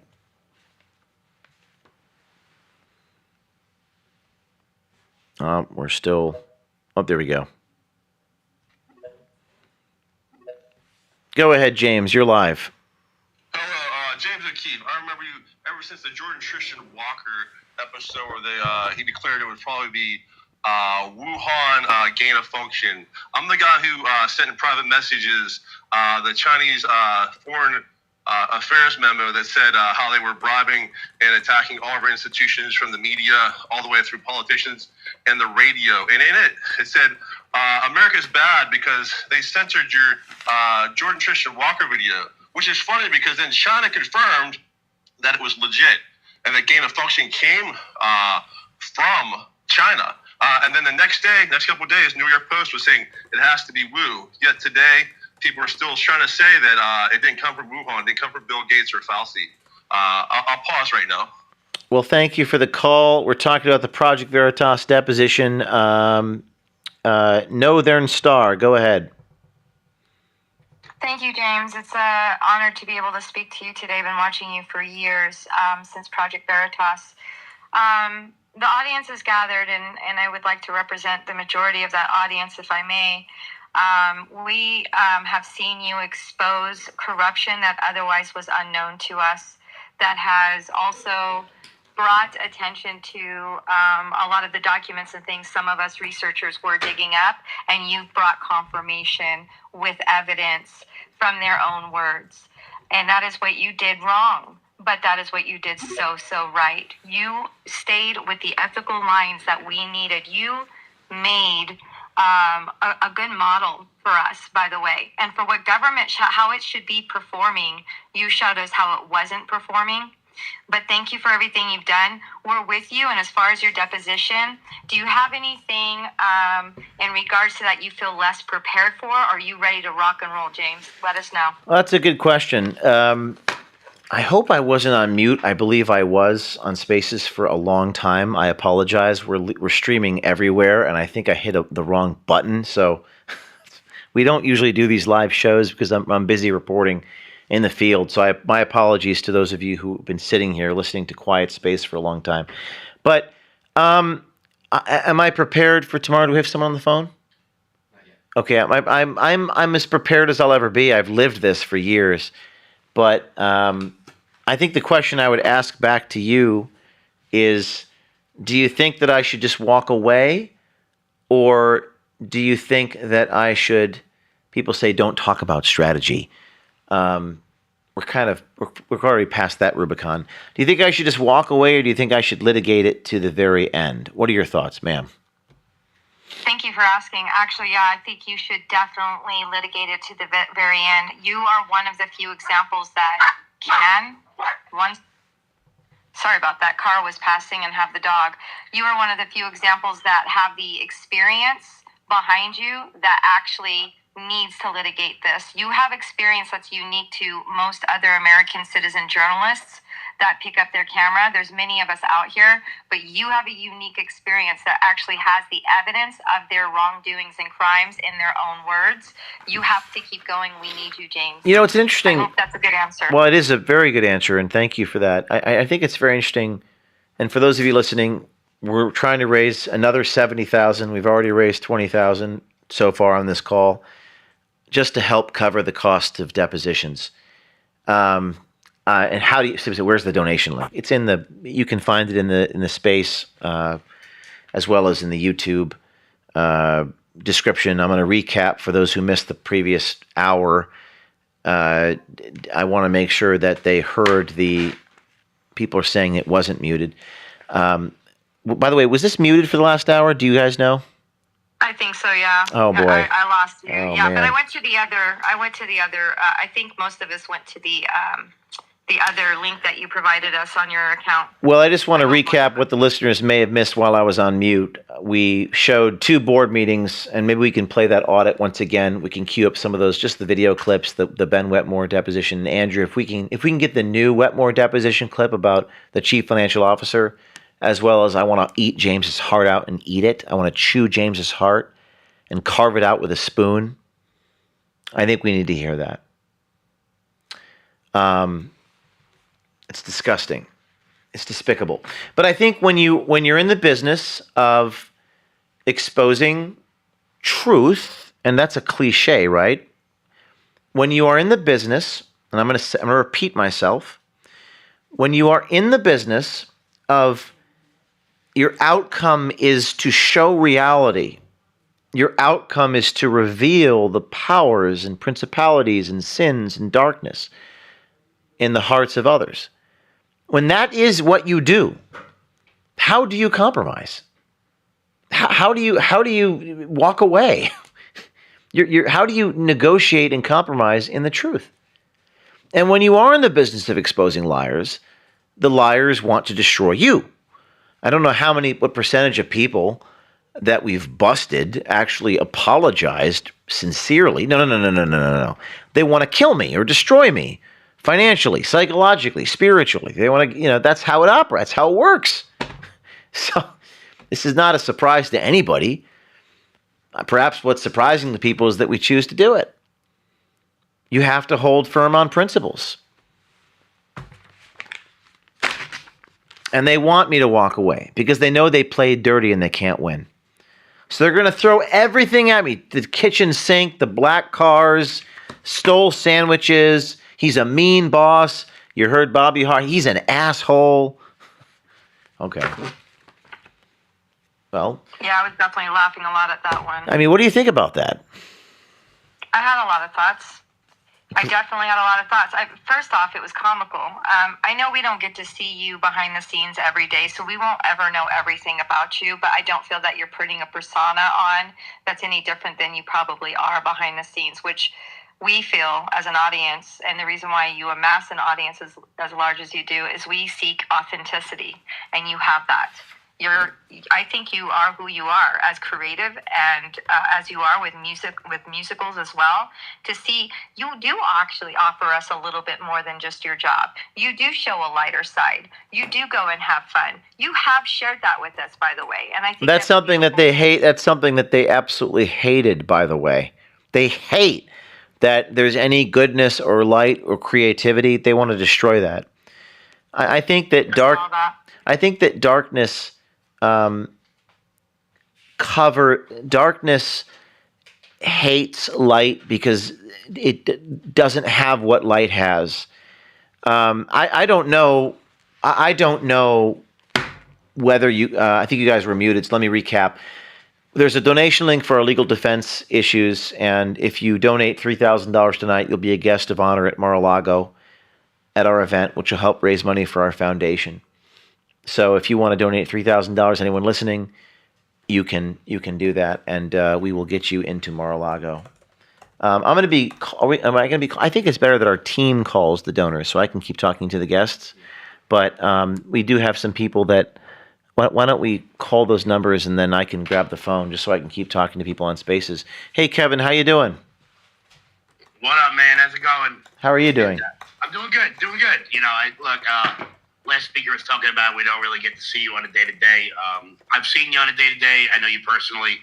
And, you know, look, there are some real fake people in this game. Like, the fakest people you'll ever meet in your life.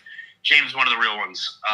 You know, as an activist from Long Island who, you know, I'm not owed anything by anybody.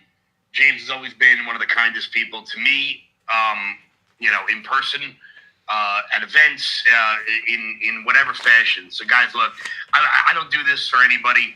You know, if you guys could throw in 5, 10, 20, 50 bucks, whatever it is, this is how we crowdsource to keep the real ones in power, because in operation, I should say, because so many fake people are able to just grift money from whatever cause they're running on. If you're a regular on X, you know exactly what I'm talking about, whether it is the grift of the moment that people will run with in order to extrapolate as much money as they can from whatever particular disaster or news story of the day. You know, James has been doing this for, you know, over a decade and hasn't stopped.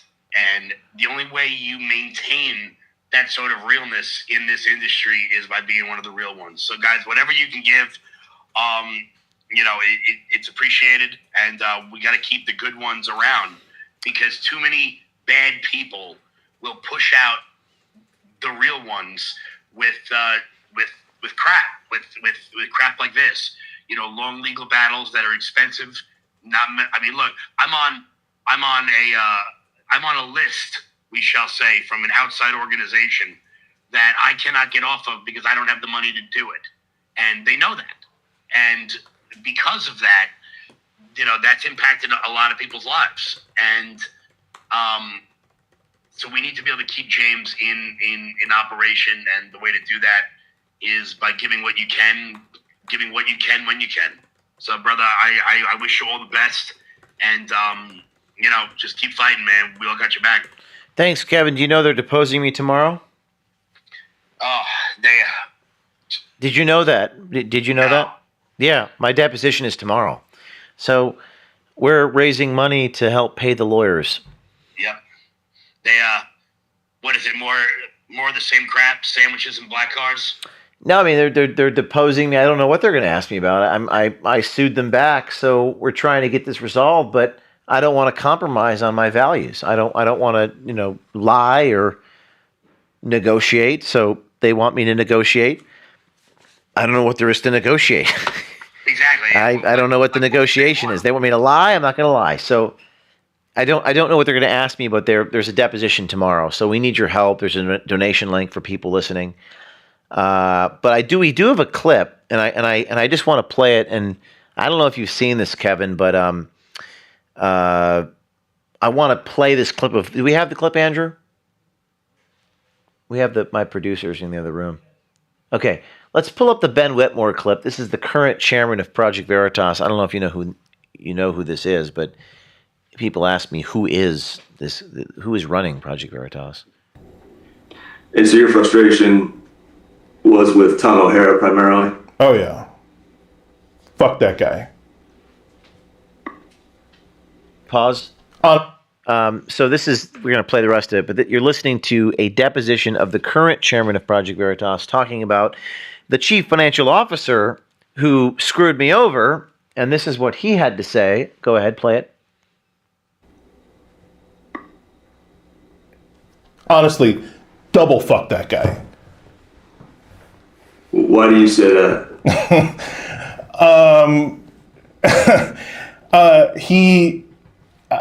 I did not have good experiences with him. I don't know. I know James had problems with him too. And honestly, this is my personal depo, right? I mean, I can say these things. Tom O'Hara was not a straight shooter, was not an upstanding person.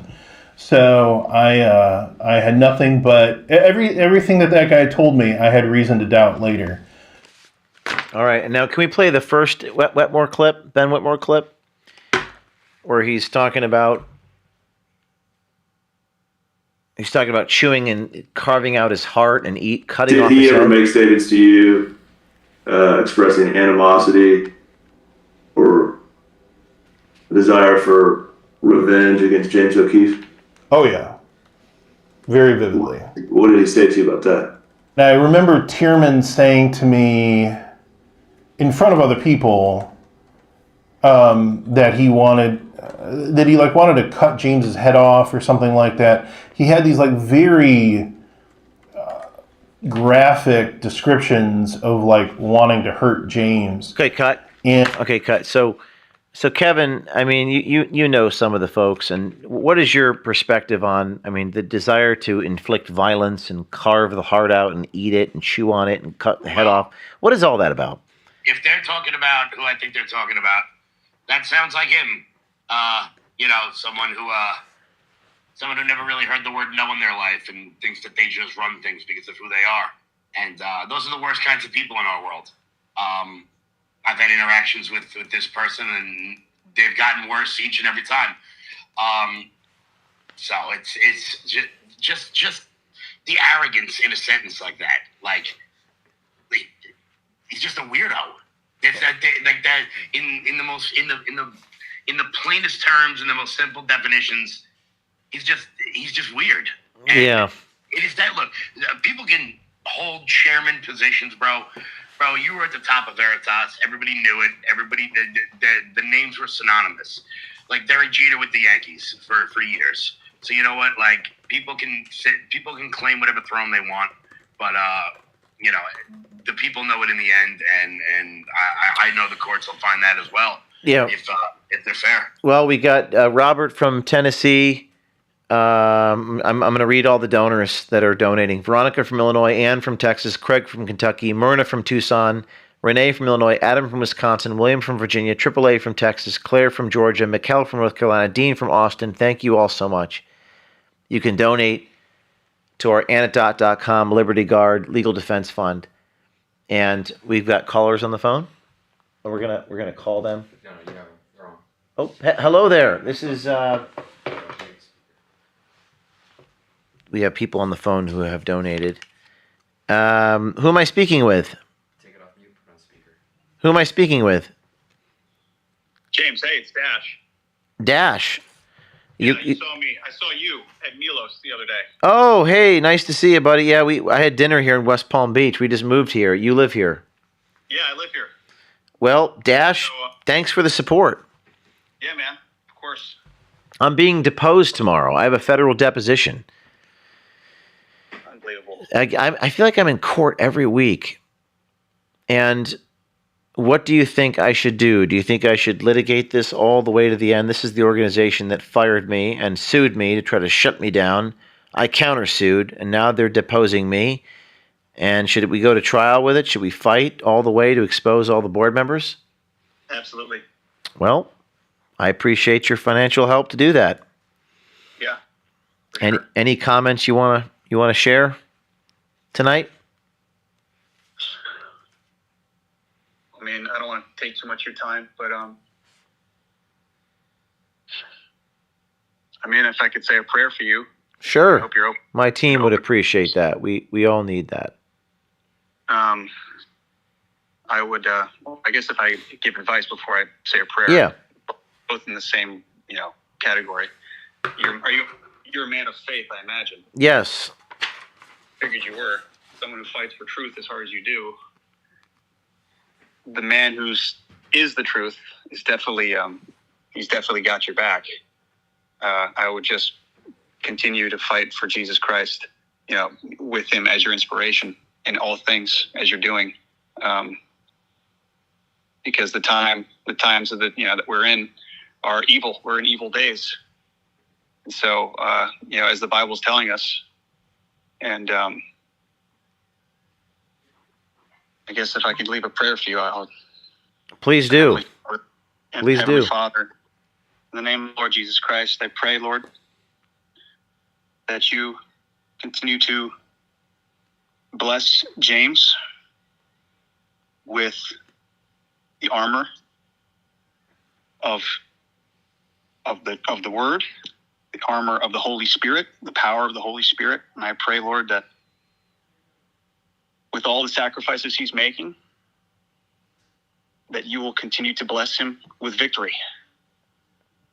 And in the name of Jesus Christ, I pray that you will win this deposition no matter what they ask you. It's all towards victory. And in Jesus' name we pray, amen. Amen. And I've been deposed 12 times, so I luckily have some experience, fortunately. I'm grateful for that. And I will... I appreciate you, and I'll be calling you later because I'd love to talk to you more. And come by our office and visit in West Palm Beach. Where in West Palm is your office? It's right downtown. Right downtown West Palm Beach. By Clematis? Yeah, near Clematis. Mm-hmm. Near Clematis. Awesome. Great. Yeah, and I'm at Milos, so if you ever come by, you can you'll always see me. Well, thank you, Dash. I appreciate you.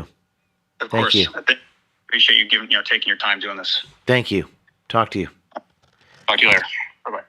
And we're going to have another person on the phone. This is Craig from, is it Bowling Green? Hey there. It's James O'Keefe. How are you? Hey, what's going on? Well, we have I'm being deposed tomorrow in federal court. I'm in court every week. This time it's very interesting. The company that I founded is suing me, and they've brought me to court tomorrow. That's what I hear. So I appreciate your support financially and otherwise, and just wanted to get to peace of what's on your mind tonight. Well, it's just, man, don't stop fighting. I mean, you don't have nothing to lose. Walking in tomorrow, all you have to do is tell the truth. Simply. That's right. You don't have anything, no pressure, no nothing. Them jackasses though, they do. You can lay your head down at night and be comfortable, and that's what it's all about. Yeah, I read something online that it's a seared conscience. People have a seared conscience. They have convinced themselves that they are right even when they're wrong.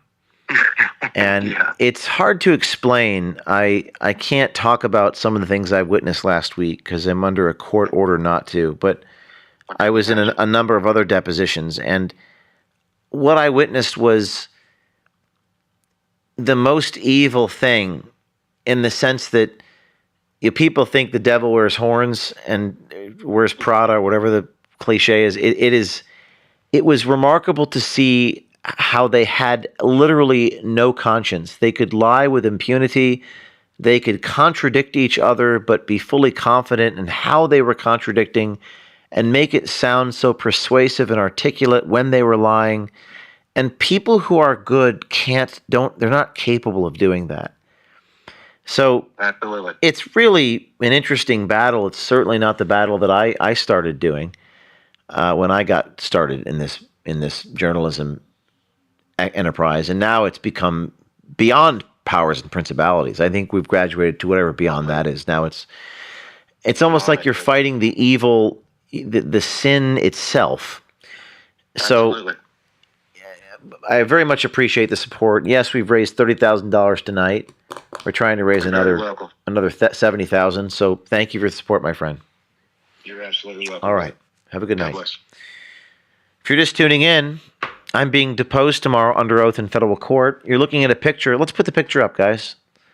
For those of you on all of our platforms, YouTube, Instagram, Rumble, wherever you are, X video. Are we doing X video? Oh, that's good. You are looking at a picture of all the people in the room. Can we please, I'm sorry, Andrew, can we go back to that one video where they talk about carving out my heart and eating it? I just want to play that again. Like full sampling fact pattern of that before cherry picking her testimony. You said you wanted James's heart. You said you wanted James's heart carved out with a spoon or something like that. All right, we don't need to get into the specifics. Oh, no. We want to get into the specifics. So what you just heard is you heard the board members of the company testify that they overheard the guy saying you wanted to carve my heart out and eat it. It's pretty sick stuff. And now if we can go to the photo, you're looking at all the photos. They look very shell-shocked, the employees, because they were fed a false bill of goods. Let's go to the picture of all the people who are working there still. Okay. Everyone's been fired after they ran out of money, but there's still a few people that work there. You look at the upper left. Those are the guys in IT. Josh Hughes. I believe his name is Derek on the upper left. And then on the upper right, you see one individual, Jordan Wedden. She's still there. She's the one who tweets for Project Veritas. People say, what is Project Veritas? What are they doing? I don't know. But I know these are the individuals that are still there. Josh Hughes, IT director, he was deposed. I don't know what a guy who was in the Army and who went to one of the best engineering schools in the country and who worked as a consultant for the federal government is still doing what he's doing there at Project Veritas. We know there were confidential FBI informants at Project Veritas. So why am I talking about this 2 years later, 2.5 years later? Because 99% of you think that I should not give up. That's what you guys think. And I'm going to reiterate what I said an hour ago when I was apparently on mute on X, which is it's very difficult to negotiate when you're a truth teller. In fact, I think it's impossible. Your price has to be your life. What does that mean? It means that people say, O'Keefe, what outcome do you want? What is the outcome that you want? What do you want? I get this a lot when I call people for comment. What is it that you want? They're insinuating that I'm willing to accept money to not run a story. I know that's not what they're saying, but that's how it comes across. Because that's the soup they swim in. But that's not the soup I swim in. We're about exposing the darkness that exists inside the hearts of man. And also revealing the goodness too. People like Rick Adante, the professor. Andrew, I don't know if you get that clip queued up. A neuroscientist, an analog astronaut, who's now mowing lawns for $30 an hour because he refused to lie. Because he refused to live by lies. We have someone on the phone who donated just now. If you want to donate to our legal defense fund to help depose the rest of these board members and take this to trial. But I've got someone on the phone. Is this AAA? Hello? Hey. This is James O'Keefe. James O'Keefe. Who am I speaking with? You're speaking with AAA. I'm the guy that's been managing your presence on True Social for OMG since March of 2023. Well, thank you. When I saw it was AAA, I was worried that my car got booted or something. But I just wanted to give you a word of encouragement. I've been following you guys since Project Veritas with Acorn all the way back in the day, every expose and investigation since. And you need to take this to the limit. The court venue be damned. You have righteousness on your side. And there are millions of us out there that believe in you and your cause and the OMG team. And furthermore, you need to take it even further and reclaim the PV brand. So I'm glad that you're making moves on that. Thank you. We're working on all fronts, and my deposition is tomorrow. They're bringing me into a deposition. They're videotaping me. Any advice? Yeah, I mean, you've got the truth behind you. You've got righteousness on your side. I've been through depositions before. This will be a walk in the park for you. It's not a big deal. You'll be just fine. Just stand your ground. Put the truth out there. The evidence that you've shown the rest of us so far is pretty damning. So good luck with them coming up with a rebuttal for that. Thank you, AAA. Let's talk offline. It's great to hear from you, and thank you for the support. Thank you. Fantastic. Okay, Thank you, James. bye-bye. Stay well. Okay, we got a couple Project Veritas employees on the line. There's two individuals here in the queue. Do you want to hear from some of these folks? I think I do. One of them is Justin Leslie, who did some incredible undercover work at Project Veritas, but who also takes issue with me. And then Christian Hartzog, who also did some incredible undercover work, exposing ABC News and exposing Bob Kramer. He's on the line. They're like regular call-ins. And before we get to them, please know that we need to raise another $55,000 tonight. If you donate $3,000 and more, we will get you a ticket to Mar-a-Lago to our annual event, November 13th, our Citizen Journalism Foundation Gala Awards. And also know that we have a new story each week, every week, undercover, including forthcoming investigations from within the FBI, the State Department, the IRS, and more. We are kicking it at OMG. Don't forget it. But unfortunately, we have to raise money to pay lawyers. It's non-tax deductible money so that I can go to trial in this case. But we have the Rick Adante. Andrew, let's this is a very inspirational man because we're talking about a lot of evil. And I want to contrast the pride, the greed, the seared conscience, the evil, the banality with the goodness. Let's play the clip. Let's play the reel from Rick lost Adante. our health insurance, our mortgage. You're a neuroscientist who worked with NASA, and now you're mowing lawns. Yeah, $130 a month. I'm working on my neighbor's lawn. It means that I believe in the truth. Dr. Rick Adante, a neuroscientist, a cognitive neuroscientist. He has now been fired recently from Florida Tech for coming forward with video evidence showing what appears to be an alleged fraud and cover-up. They told us of his intention to defraud the citizens of Florida in the United States of America for federal and state grant money because he didn't want to get caught continuing the prohibited DEI stipulations that he was given by the Office of the Governor. And as of a few days ago, I was terminated. They reached out and asked me to resign while accepting some money to stay quiet.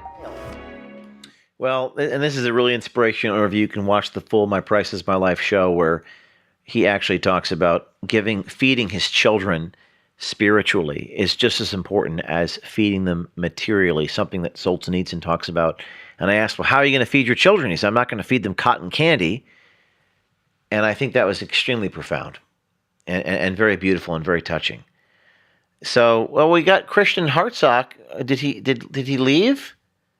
Hartzog's gone. I think he got. Well, Rick's actually here. I don't know if let's get to Rick Adante. Let's hear some goodness. Rick, I just invited you on the air, and I'd love to hear from you we have Justin on the line. Justin Leslie. I don't know what we think about that. It should be interesting. Let's hear from you, Justin. Hey, Justin, what's going on? Hey, James, how's it going? Hold on. I'm at the gym. You're at the gym. It's good to hear you're keeping in shape. Yes, sir. Hold on 1 second. Good to hear from you, sir. How are you? I see you're fundraising. Yeah, well, we've got a deposition tomorrow. The Project Veritas organization is deposing me under oath in federal court. So, what do you think about that? You were an employee of Project Veritas. Very much, obviously, an elephant in the room. As I think this is probably our first time together on a Spaces where I've been speaking with you. So, again, I don't have any animosity towards you. I would like to put that on the record. I ultimately would like to just have a conversation about what happened with me as a Pfizer whistleblower who is a formulation analytical scientist who worked on the COVID-19 vaccine and wanted to blow the whistle on crimes against humanity and basically stop kids for the ages of 5 to 11 from dying, and where I obtained information from a vice president named Nick Warren saying he came to the FDA on a emergency use authorization meeting. And just so everyone knows the context, you're listening to one of the Project Veritas employees. You could call it Justin, can you hear me? Be brave, Justin? do something. I certainly was being brave and doing something. Justin, can you hear me? The lid off of the COVID-19 charade. I don't think he can hear me. Played out Justin, massive psychological can you hear James? on the Justin, world, James where is talking. I think he's on mute.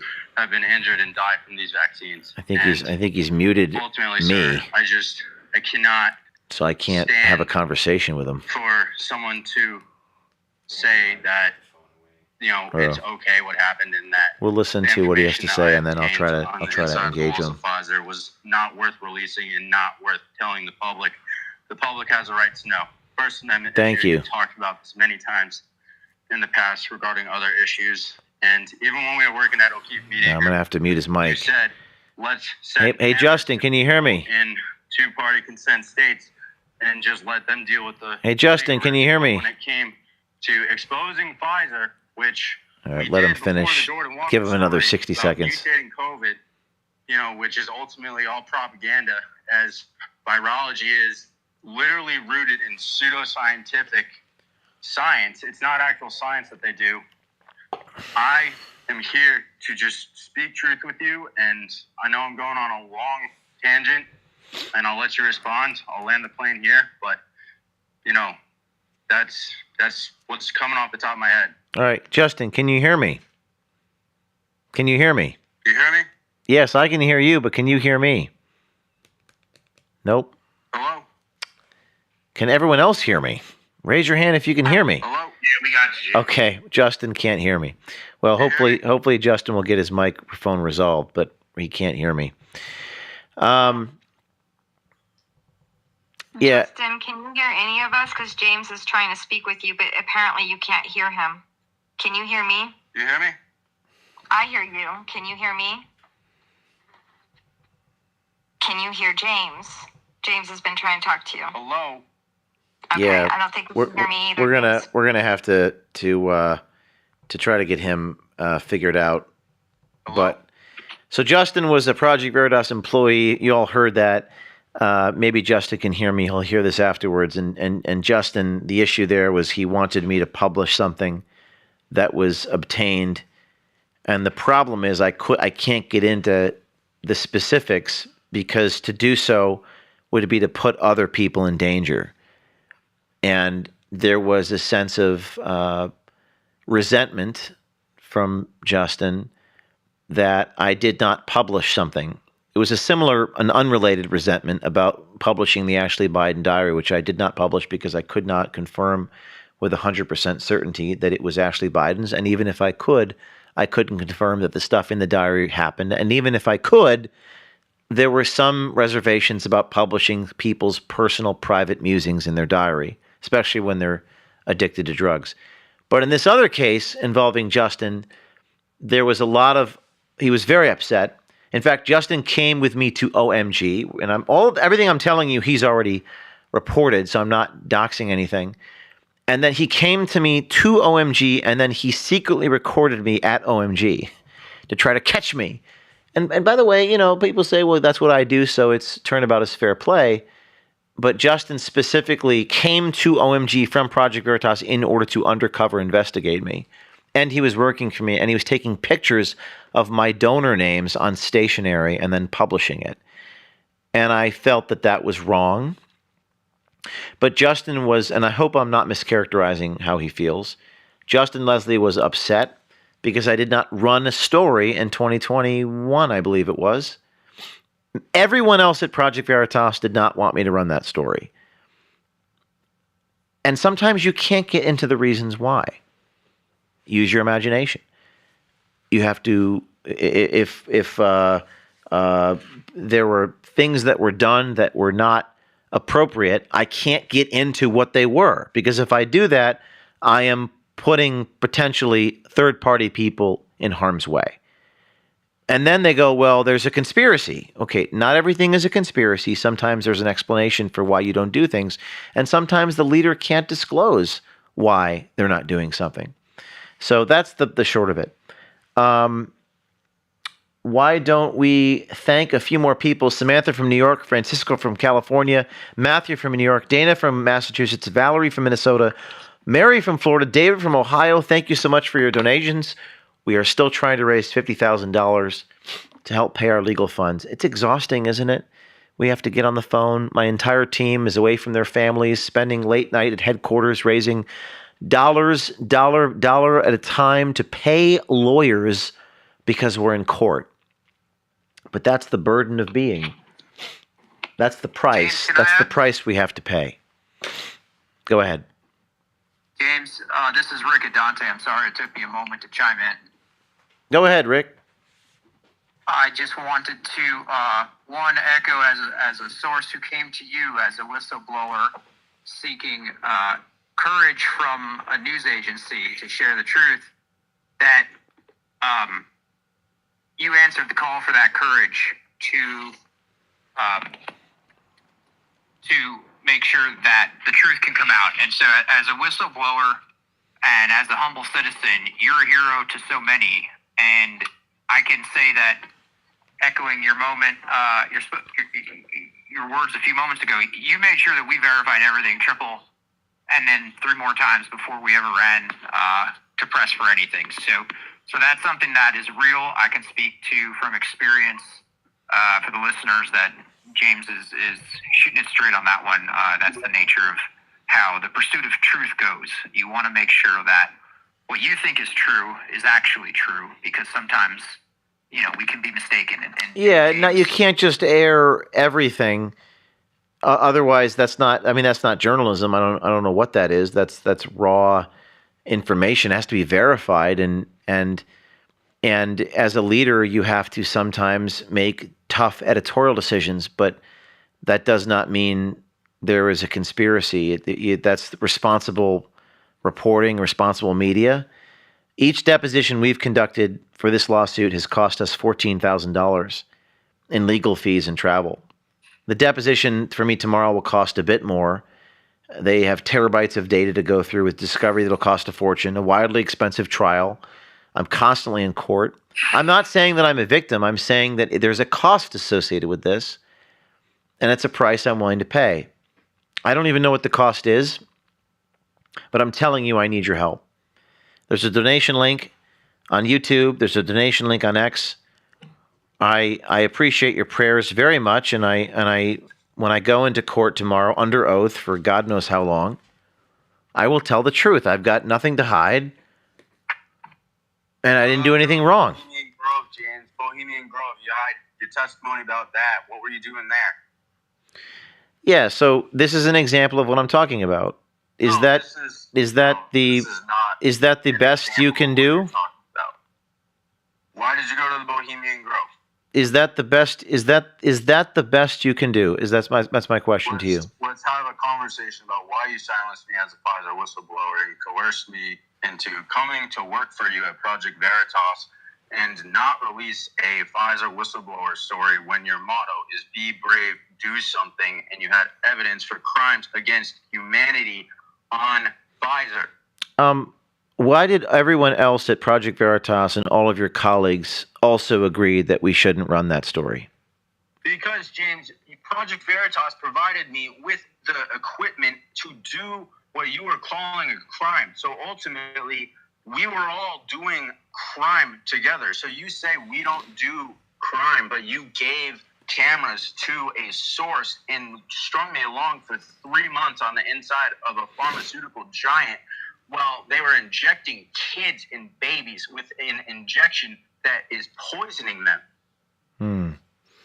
So why did all of your colleagues, your colleagues who care deeply about the vaccine and its negative impact, think it wasn't a good idea to publish that story, Justin?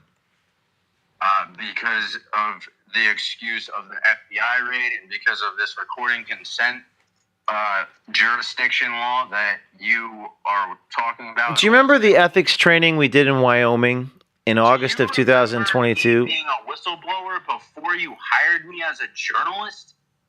Did you record me at OMG? Did you take pictures of donor stationery? Did you? I didn't take pictures of donor stationery. Did you take pictures? Did you? Why did you lie to me? Why did you lie to me? I took a picture of your. Why did you lie to me? And then you told me you went to this. How can we have cohesion as a team if you're lying to me? How did I lie to you? You said, remember when I said you want to go on stage at Turning Point? And you said yes, and that was just so that you could I didn't even work for you. I resigned because you went to Bohemian Grove, and then you tried to coerce me to come on stage at Turning Point. Are you serious? How did I coerce you by offering you the opportunity to do that?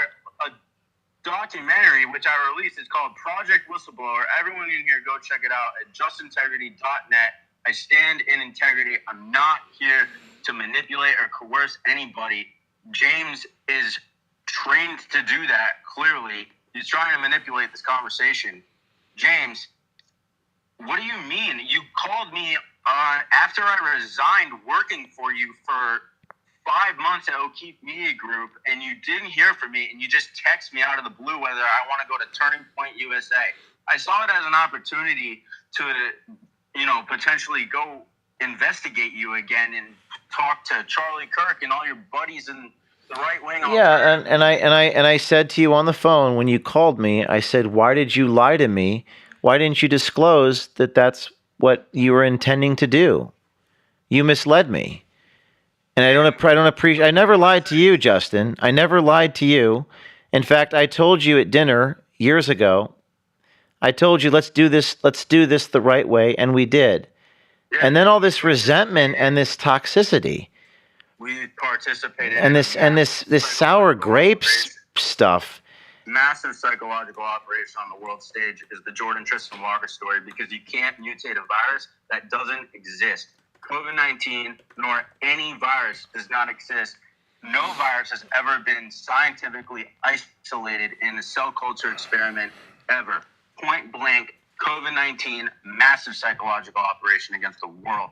And you and all your right-wing buddies are doing your absolute best job to prevent the masses from waking up against this specific issue. What is right-wing about me? You are actively talking about Donald Trump, and you're actively in this right-wing MAGA movement of, even the other day, you had something about QAnon on your Telegram channel, I mean, the whole thing with QAnon, massive psychological operation as well. You know, it is deep. How deep they go. Okay, but what is right wing of me? About virology, James. You want to get to know why viruses? No, I can't. I'm giving you a platform to promote your thing. I built a company from the ground up, and I have to make editorial decisions. And this entitlement and this sour grapes, nasty, just this. How I have so much to say, Justin, but I don't appreciate the fact that you lied to me. And I don't need to have employees who. How am I supposed to trust you going to Bohemian Grove? Bohemian Grove as a guest. What were you doing there? Well, I mean, we could talk about that, but we can talk about a lot of the places that I've been. But why don't you trust me after all that we did together? Because you didn't release a Pfizer whistleblower story in 2021 that could have protected kids from 5 to 11-year-olds. I had evidence of scientific crimes of them changing the formulation and not doing any clinical testing on children, James. Any of it. They bait and switched the whole thing. We had all of it. Okay, is it okay? I remember when we had the ethics training in Wyoming, and I asked you. So you're gonna say? Can I please finish a sentence? Yeah, go ahead. Isn't it? When I asked you, is it okay to break the law to get a story? Do you remember me asking that question? Is that okay to do? And you kept your hand raised, and I said, "Is it okay to break the law?" And how about is it okay to break the law to get a story, and if it impacts other people's going to jail, is that still okay? And then people put their hands down. And then I said, "Is it okay to break the law to get a story, and also, is it okay if other people's fathers or mothers go to jail and they have a baby at home?" Who's to say that you're this all-seeing, omniscient being that knows that people are gonna go to jail because we go after? Because I have been to jail, and because I have been sued, and I have to raise the money I did raise the money to make sure that people were indemnified, and I don't think it's okay. If you want to listen, my friend, I wish you the best, and if you want to run an operation where it's okay to break the law to get a story, that's your right as an American. But that's not how I operate, and that's not how I'm going to operate. So I appreciate. Are you familiar with common law? People actually think this call is staged because they think this is not staged. This is a real person who actually has a conversation.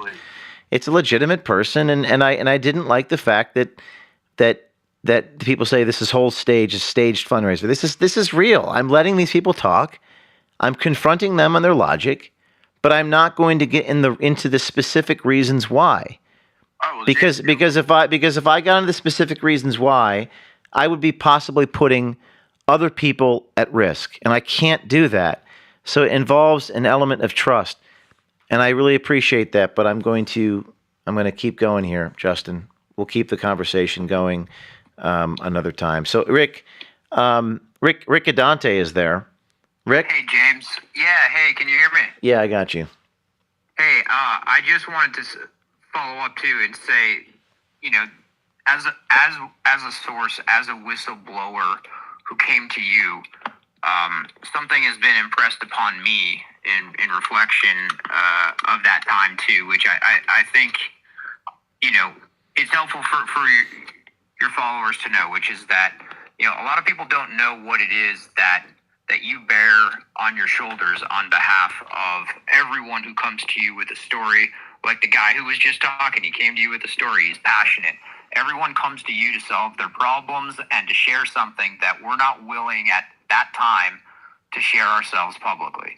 And that comes with a huge risk. It comes with a huge burden. And it comes with a huge price. And people talk about whistleblowers paying a price, and we do. But you're everyone's whistleblower. You pay a price every single time, and you bear every single person's issues, their Rick, we lost you. I think Rick's phone may have died. Oh wow! Look. The good part. I know, but Rick Adante is an incredible man, and he's mowing lawns to pay his family after blowing the whistle on Florida Tech. He's an inspiration. But if you're just tuning in, we're having some conversations with some former Project Veritas employees. People actually think this is staged. Of course they would say that. I know, and they know it's not staged because they know it's real. These are people that I worked with who they had it so well, they had it so good. We're trying to build something no one's ever built before and do investigative reporting. We're about to have on Dan Strack, the Chief Operating Officer of Project Veritas, but we first need to hit the fundraising goal, $14,000 a deposition and legal fees and travel. The deposition for me is tomorrow. I'm being deposed under oath in federal court in New York. And they wanted me to negotiate. Can you negotiate the truth? Is that something that's up for negotiation? That's the question. What is the outcome that we want? The outcome that we want is the truth. What does that mean? It means we want to define reality.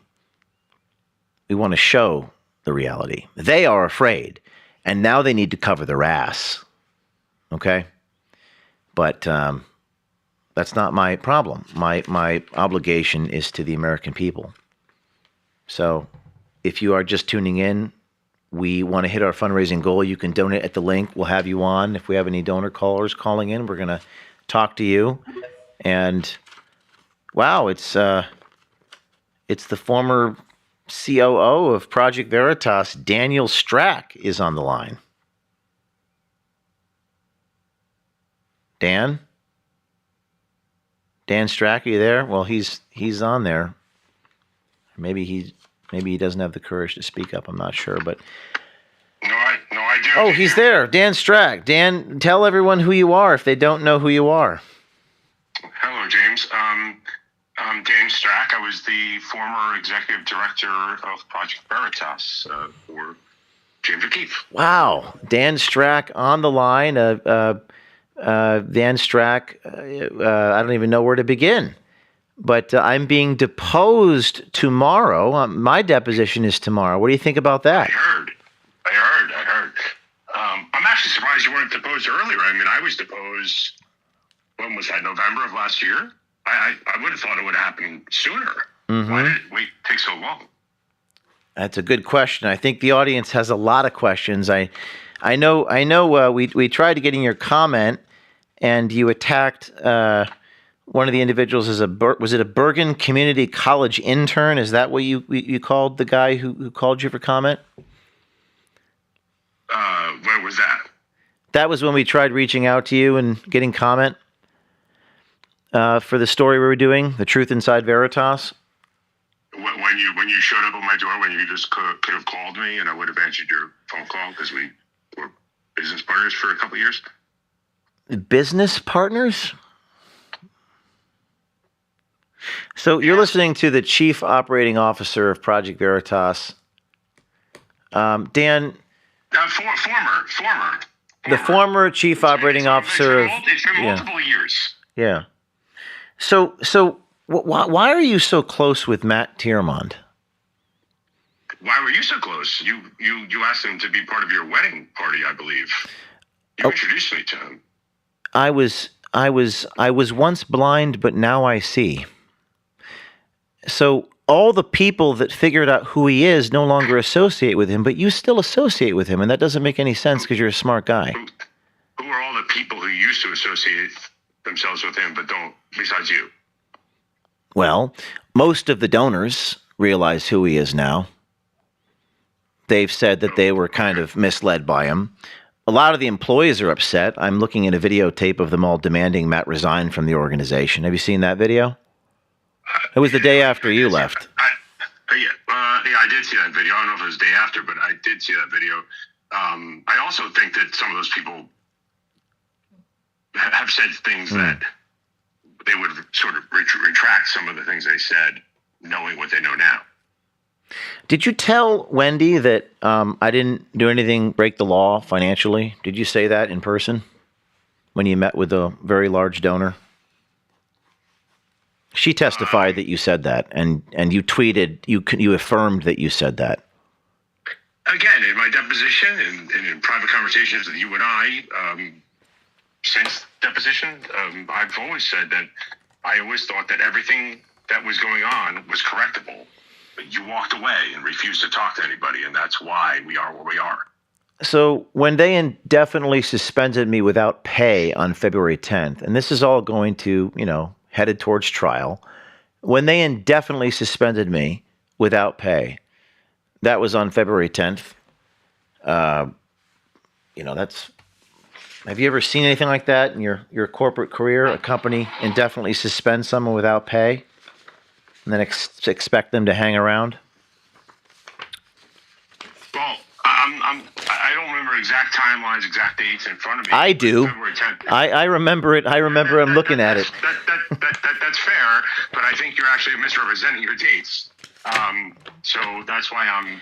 Well, that's why we're going to trial. That's why a federal judge and a jury is going to. James, you're highly unlikely to go to trial, and everybody knows it except for you.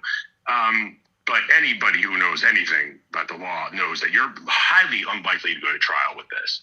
That's number one. Number two. Why is that? Tell me. Do you know what this case is about? I know enough. I know enough. Tell me. To say that I think it's highly unlikely. My gut is that it's highly unlikely to go to trial. Do you understand what the Stored Communication Act is about?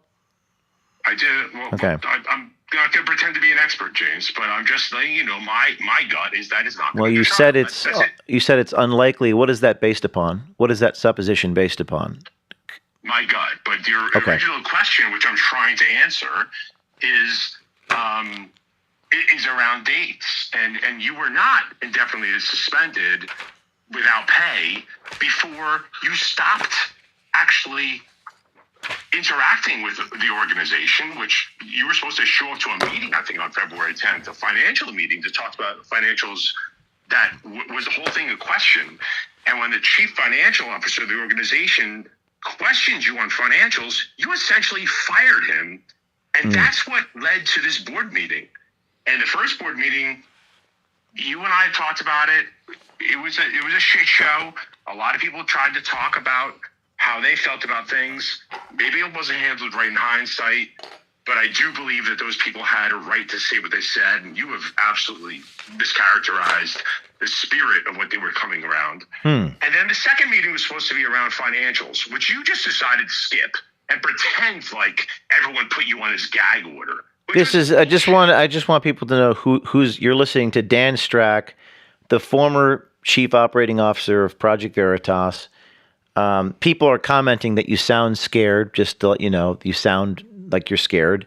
I'm not saying that that's how I think. I'm just saying that's what. I don't care. I'm just saying that's what people are saying. Don't kill the messenger. I don't care.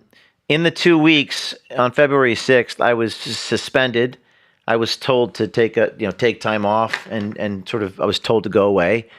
And this is what this case is about. You were not told to go away. You were not. Yeah. You were asked, just like any other organization. The NRA is a great example. The same audit firm that the board. And by the way, I'm not part of the board.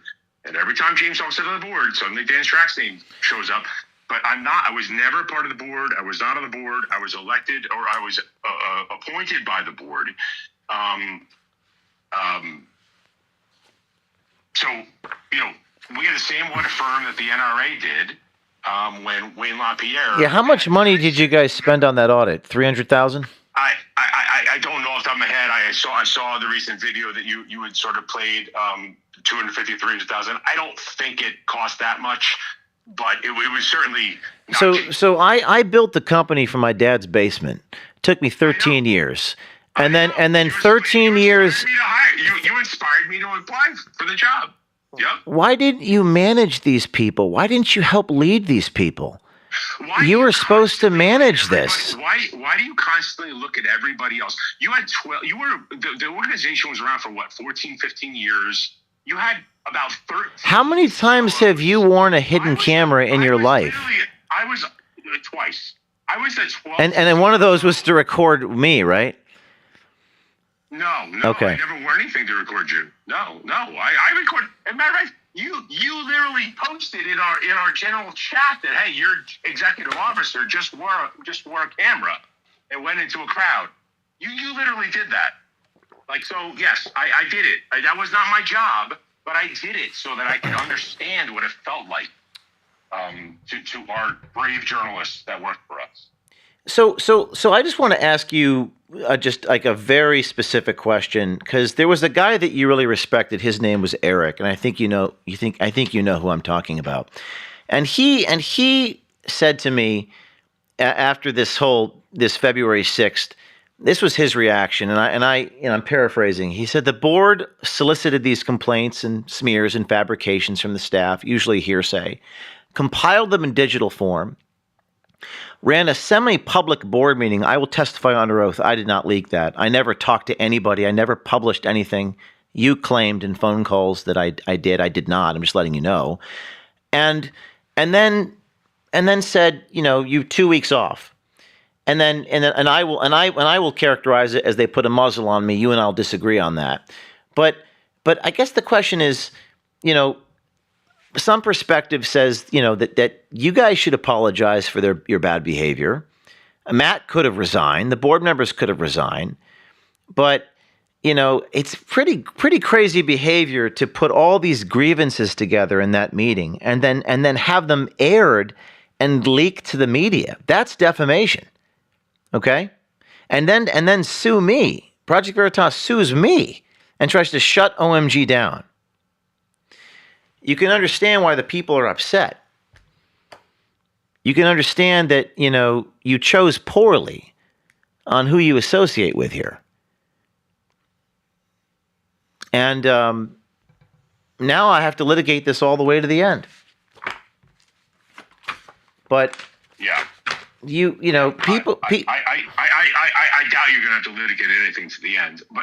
But why do you say that? Why do you say that? Because Project Veritas has already tried to drop the case, and you refuse to do that, from what I understand. Project Veritas is deposing me tomorrow. But that's not the hill I'm trying to die. How many stories have you and Matt Tiermond put out in the last year or two? Matt Tiermond was your board member for fucking the entire time you were part of Project Veritas almost. Christian Hartsock was with you from the beginning. How many stories have you put out in the last 2 years? At some point, don't you think that if every single person you've associated with is against you, you should look in the mirror and figure out, oh, maybe I'm doing something wrong? Do you think that every single you're saying that every single person is against me? I'm saying the majority of people have issues. Okay, but you said every single person a minute ago. James, you had over 15 years at Project Veritas, 14 years. When I joined, I was the 12th or 11th COO of the organization at that many years. That's not okay. And I brought you in to manage it. By the way, if you were just a pain in the ass employer, that would be one of. By the way, people think this is fake state. People think this is fake and staged. Everyone thinks this is fake. But it's not staged. So, yes, this is about the counterclaim. Project Veritas sued me, tried to shut me down, brought in an injunction against me in federal court. I defeated that. I'm not talking about a counterclaim. I left before Project Veritas sued you in the first place, because I'll be honest and say that I thought that I didn't leave because of that. I left for a lot of reasons, but I never thought it was a good use of donor funds to sue James O'Keefe. Like, it just didn't never. Well, Matt Tiermond disagrees with you. I don't know if he disagrees. I mean, he resigns as well. I don't know why he resigns or whatever. I'm not going to speak on his behalf. And yes, we're friends, but we don't talk about we don't talk about this all the time. Like, we talk about lots of other things too. But I mean, all this stuff. Like, I asked Bobby, were you a drug addict at the company? I mean, what do we do in March? Bobby's a great guy and got some of the greatest stories we ever had.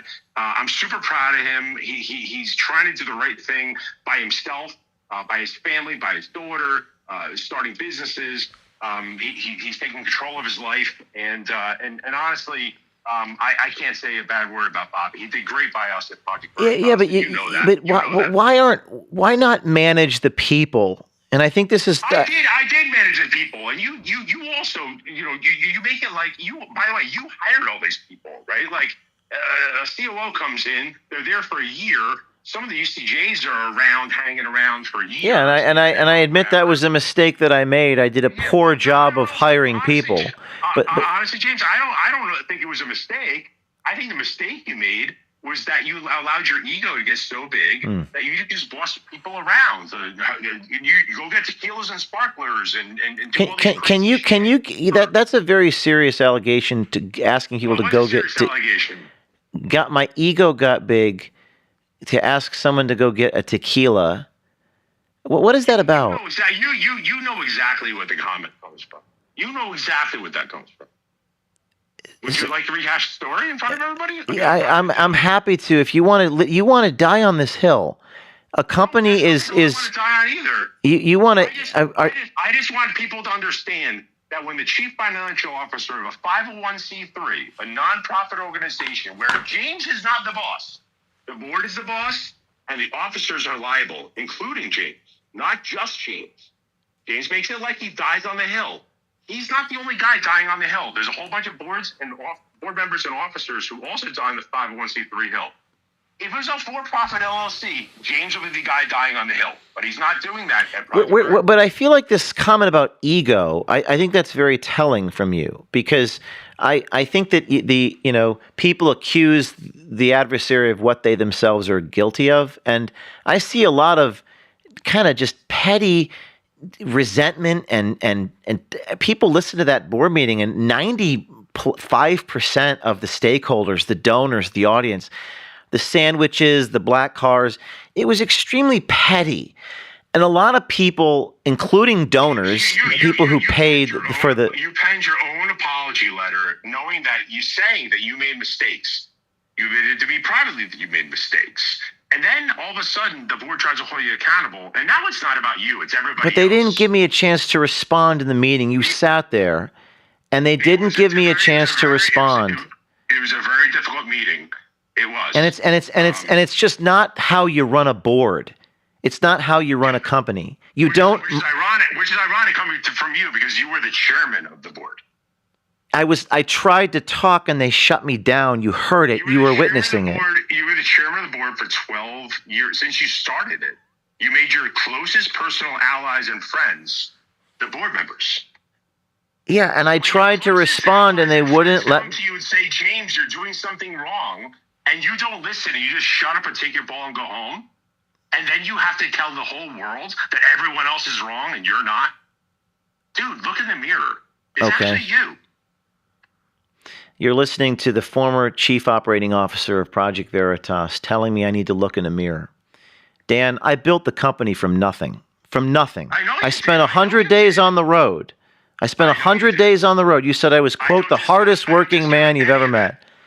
Okay? I don't discount any of it. And to march employees into that boardroom and to weaponize their grievances and then to air them. And to publish them. It's defamation. The stuff that Matt has. Hold on. No. My face next to Epstein in your trailer. No. That's defamation. No, it isn't. Defamation is that. No, it isn't. No, it isn't. I have multiple lawyers begging me to do a suit. Please do. Discovery will be interesting. Please do. I'm happy to do it. Everything already, James. You're using it on Twitter all the time. I gave you everything. No, we got a lot more, Dan. Okay, great. We got a lot more. And I've also discovered there were Project Veritas FBI confidential informants at Project Veritas. I found that out. So there's a lot more to the story, Dan. Exactly. Now you're intrigued. Now you want to know, don't you? Right? Oh yeah.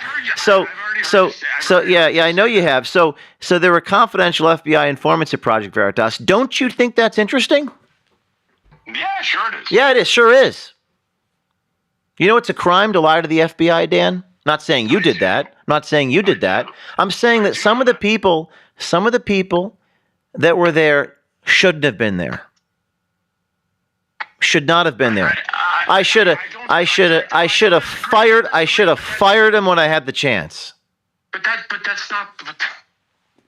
What's the point? What's the problem? The point is, when the board tries to hold the guy who's leading it accountable and he runs away, That's the point. That's the thing we should be talking about. Not that everyone else, the 100 people that were 65 people who worked for us the day this happened, or the hundreds of people who worked for us before that and worked for you before I was even there. You know, those people all left for a reason. There's a whole bunch of people who follow you to OMG and have left you for a reason.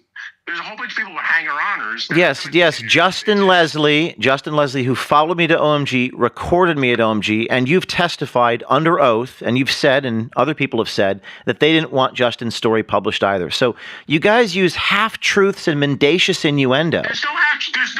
100% half-truths. You decided. No, you're giving half-truth right now. Yeah. You decided not to publish. You sound like a crybaby when you talk. Have you been drinking tonight? Have you been drinking?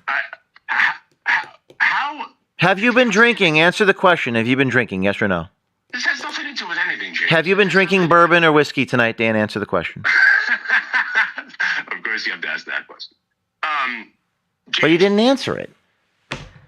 What's with all the drugs and alcohol with these people, man? It's unbelievable. And by the way, you can have a drink once in a while, but listen, Dan. Oh my God, you're unbelievable. Dan, employees were marched into. Justin started around the same time I did at Project Veritas. Do you think it's okay to break the law to tell a story? Do you think it's okay to break the law to get a story? No, and I remember that exact comment that you made in the Wyoming training because I was there as well. Justin started at Project Veritas as a journalist shortly after, because I believe that I was, there when he got hired as a journalist. As an insider, that happened before my time. But I did not, just to be clear, I never opined on publishing his story or not publishing his story. My understanding was he had done something that would implicate him and others, and the story wasn't necessarily worth putting people at risk. That's what I understand. But I never. Yeah, so that was one of the individuals that followed me. And by the way, do you know anybody that currently works for me at OMG? Do you know anybody currently employed with me? No, I don't think so. We have 20 people. Do you know any of them? Do you know Steven, my COO? Do you know him? I don't know. Do you know my editors, my producer? No, I have no reason to know them, James. Okay.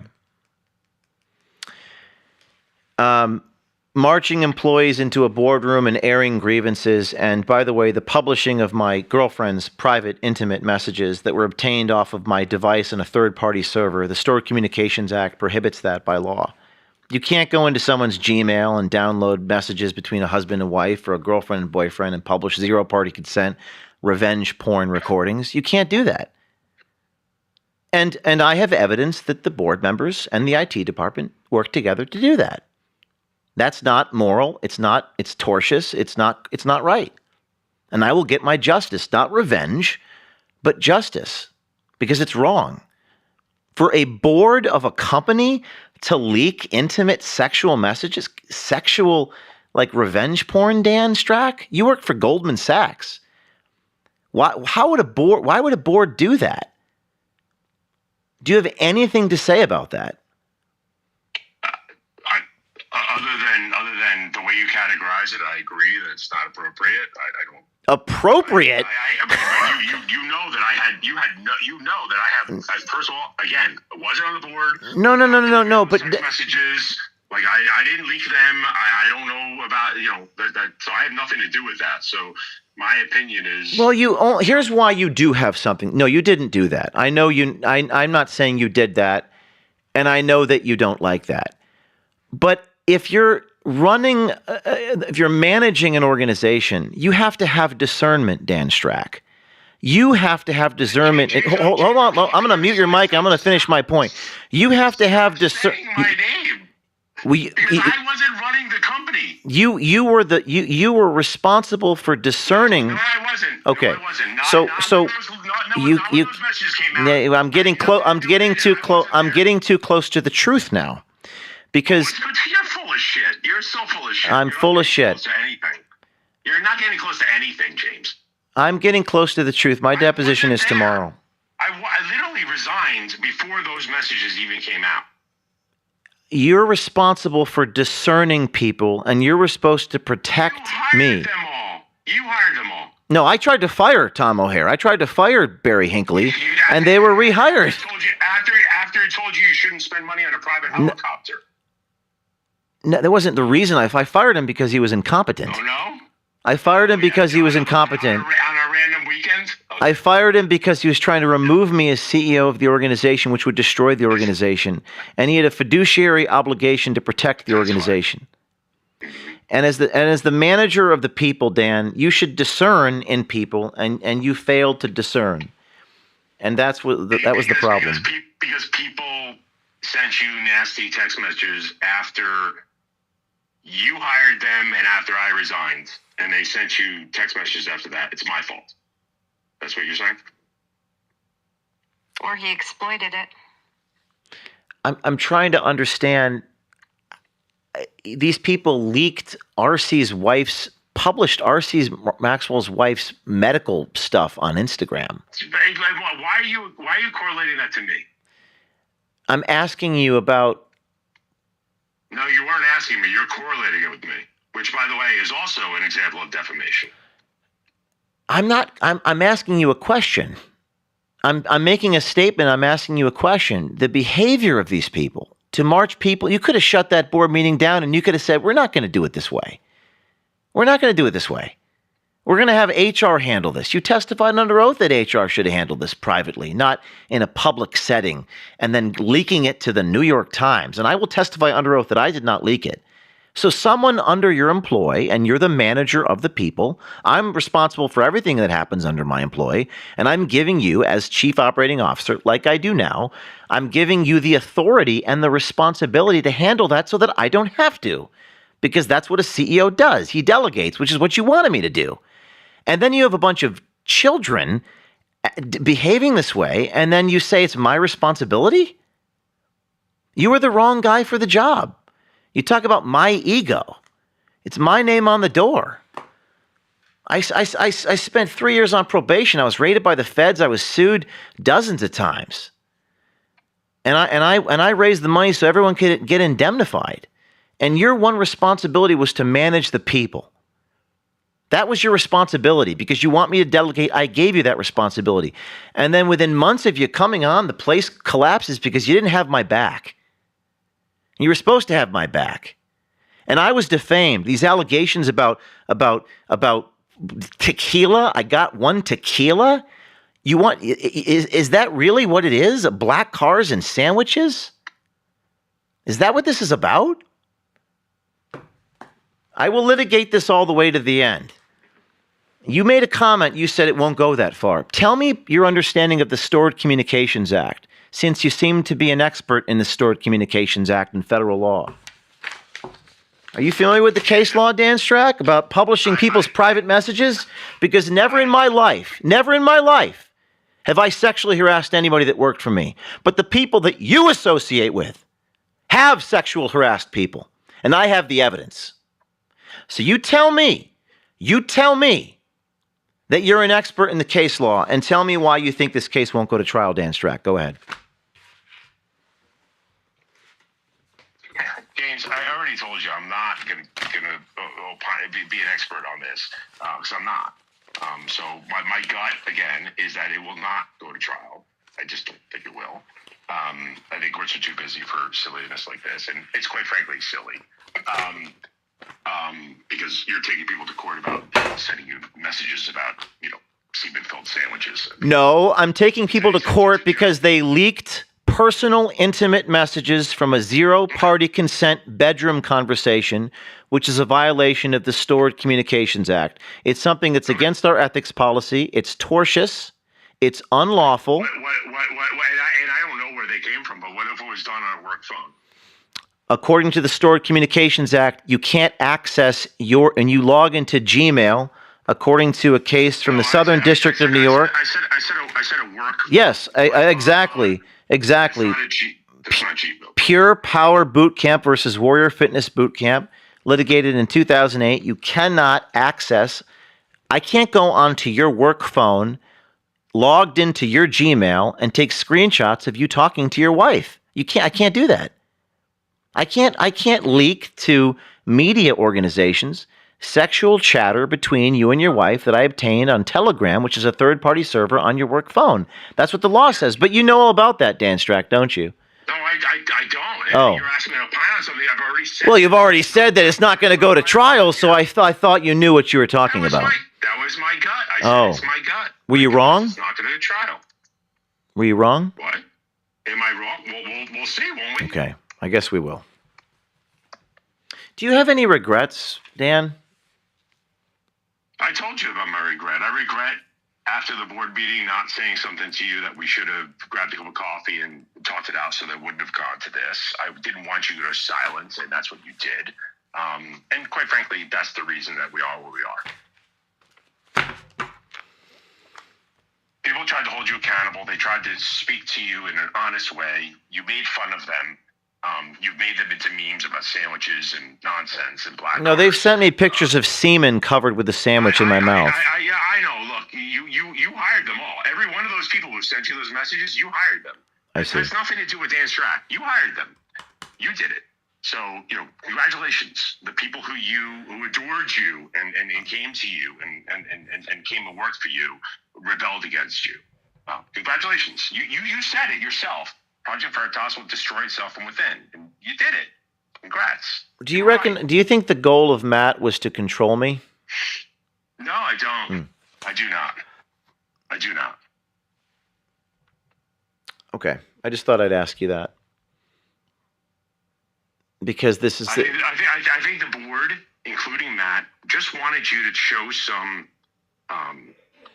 financial restraint and responsibility around certain things. Not think that you knew what the organization could afford based upon your very limited economic and fiscal sense. And I think that's really what it was all about. And you just refused to listen to it. And you ran away from everybody. They wouldn't give me a chance to respond to all these false allegations. That's bullshit. You chose not to come to the meetings. Okay, Andrew, could you play the tape of George Skakel saying he gave me a chance? George Skakel lied under oath. He said he gave me a chance to respond. He said, no, you just need to listen. So, James, that happened during that. You can take that. Play the clip. Play the clip. No, it's not out of context. Play the clip. It's not out of context. No, it's play the clip. When Barry Hinckley is off the phone, please. Ask do I have a chance to respond to this? I would like to read my. Let's bring him in. Let's bring him in. He made no effort to defend himself. May I have a chance to? Yes, on mute. I'm sorry. I'd like to respond to the statements by Dan. I think it's only appropriate to have the chief executive officer respond with the facts. I have a right to respond or object to anything anybody was saying. After the 6 hours, I was asked what I had to say for myself. I was given about 10 seconds to respond. He didn't seem to have any empathy, and he didn't seem to have any impulse to defend himself at all. What do you expect us to do, given these allegations? Well, will I have a chance to respond to them? There's two separate issues here. There's the... No, the quick answer is no. Not here, not now. I didn't prevent him from responding. Right, cut. That's for sure.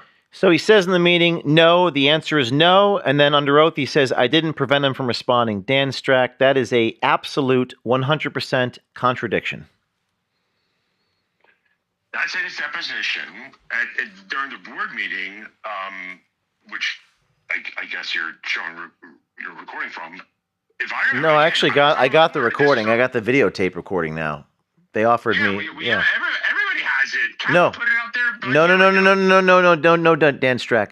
I have the videotape recording now from not my audio. It's been out on Google. Not the video. From the Dangerous Reddit. Yes, it has. Nope. It's been on Dangerous Reddit for a year.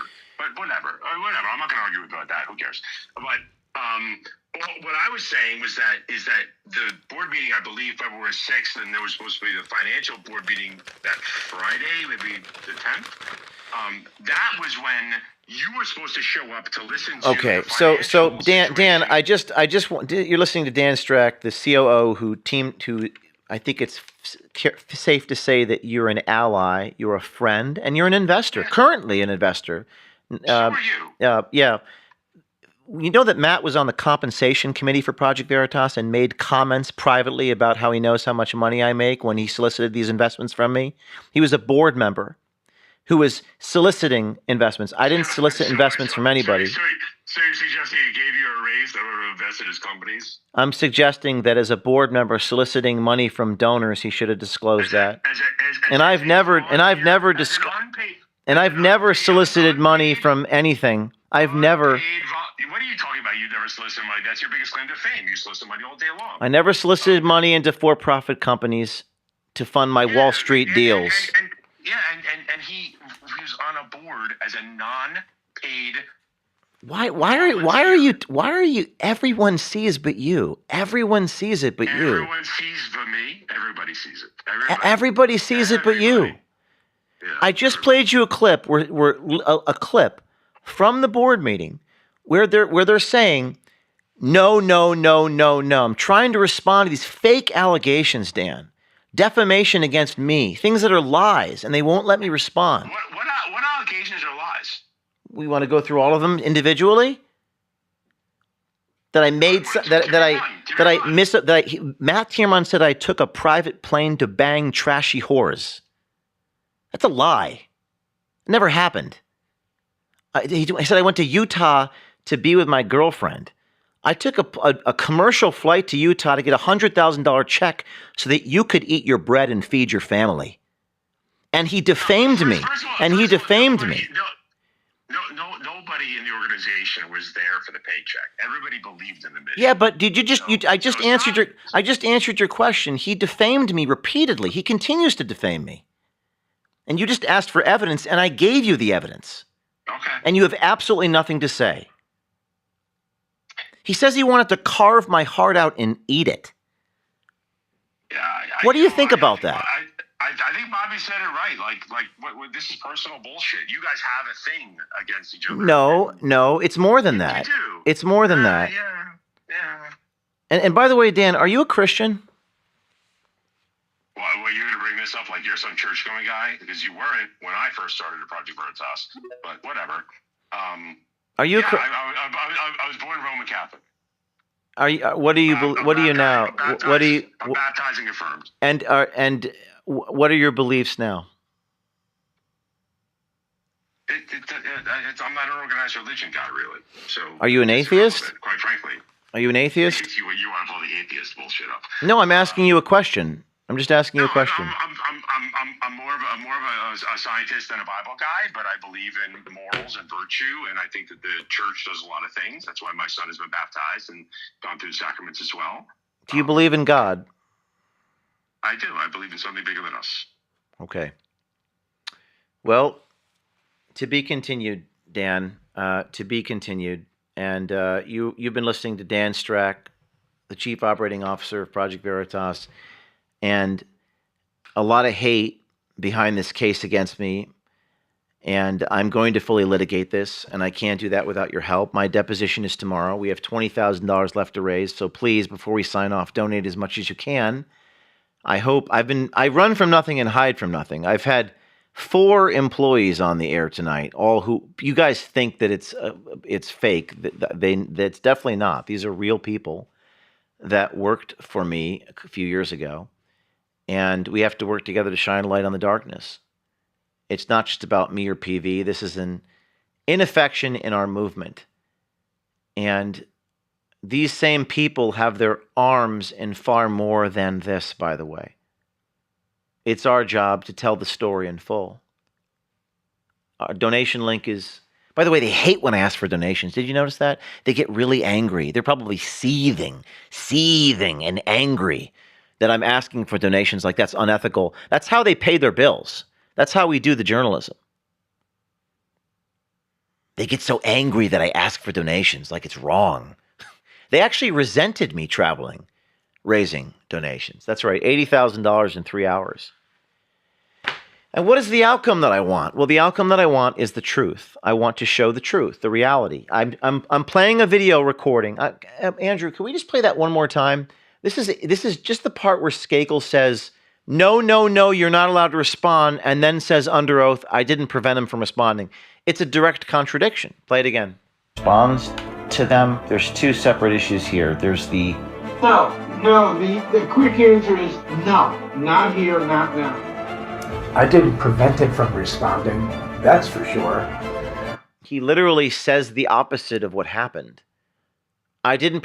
May I please respond to these allegations? No, no, no, no. Dan Strack says, well, you were the chairman of the board. Well, I guess not in that moment I wasn't. I was in the process of being suspended. I could not physically respond. They wouldn't let me talk. It's like, it's just like the truth versus false, light versus darkness. But we have someone on the phone who's been very, very, very, very patient. Hello, are you there? Can you hear me? Can you hear me? Are you there? Yes. I'm sorry to keep you waiting. You're a supporter and you've donated tonight. And thank you for doing that. I just wanted your thoughts listening to some of this and learning from some of it, and your thoughts on the deposition tomorrow. Well, all I can say is that, I'm like so many American patriots out there, I feel helpless to do anything. And I am thankful for James and the O'Keefe Media Group that you're fighting the fight that we can't. And, you're carrying the water for the rest of us that feel helpless to fight against the deep state and the corruption. And I'm just thankful that you're there and that I could do a little something to make a donation. And I wish that everybody listening could make some donation to help. That's about all we can do because you're the voice for us and you're carrying the water for us. But did you hear Dan Strack and the other employees of Veritas and their... What is your reaction to some of these individuals and their... I haven't heard all of it. I really don't know what to say or what to comment. I just going through Twitter X and I saw that you needed donations and I wanted to make a donation. And, I'm thankful that I was able to do something. Well, thank you for the support, and I appreciate that. And thank you, sir, for your kind words. I appreciate that very much. Thank you. Thank you for what you're doing. And hey, Rick, are you there? Yeah, I'm sorry if I cut out earlier. Hey, Rick, you're a whistleblower. You're a truth teller. You've listened to. I think you had a chance to listen to Dan Strack talk, and I just want to get your thoughts and reactions to the substance of what was being discussed. Well, I did have a chance to hear a little bit of it. To be frank, it didn't sound like there was a whole lot of substance other just than some petty gripes of scorned ex-lover or something of that nature. It doesn't sound like there is any there. I think everybody watched when you were exiled when that happened, and we were all waiting for the other shoe to drop of some there to be there, and it's never materialized. There was never anything and I think it sounds like internectine squabbles of it didn't. I'm new to this, so it just didn't sound that great, or at least compelling. And when somebody's swearing and you're staying nice and calm, I think it's a perfect segue into you going in there and kicking ass on your deposition tomorrow. Well, the deposition is tomorrow, so we got to wrap this up in the next 15 minutes, and that's okay that you're new to this because it's good to get your sincere and live reaction. And if I may, James, I just want to encourage people to donate to your cause because you existing helped me to share the truth, and we can't do that without you, and you can't do that without them. And I want people to imagine what America looks like without Project Veritas, because there's no competition. Nobody from the left, right, center is doing what you're doing, and you are the bottleneck. You are the fulcrum point where everyone's stories come through who are trying to spread the truth and share what's really happening out there for all the people that have been forgotten by the country club Republicans and the Democrats and everybody else for decades and decades. you've given a voice to the people who see what's really true and right and what's happening. And without you and without your organization, none of this country looks the way that it does right now, getting back on the right track. And you can't do that without them. And so as a whistleblower, as somebody who has benefited from your existence, sharing that truth, I want to ask people to support you because you support us. And as it is, I mean, that's a team right there. Well, thank you. And Rick, you inspire me. You and Aaron Vecchi inspire me.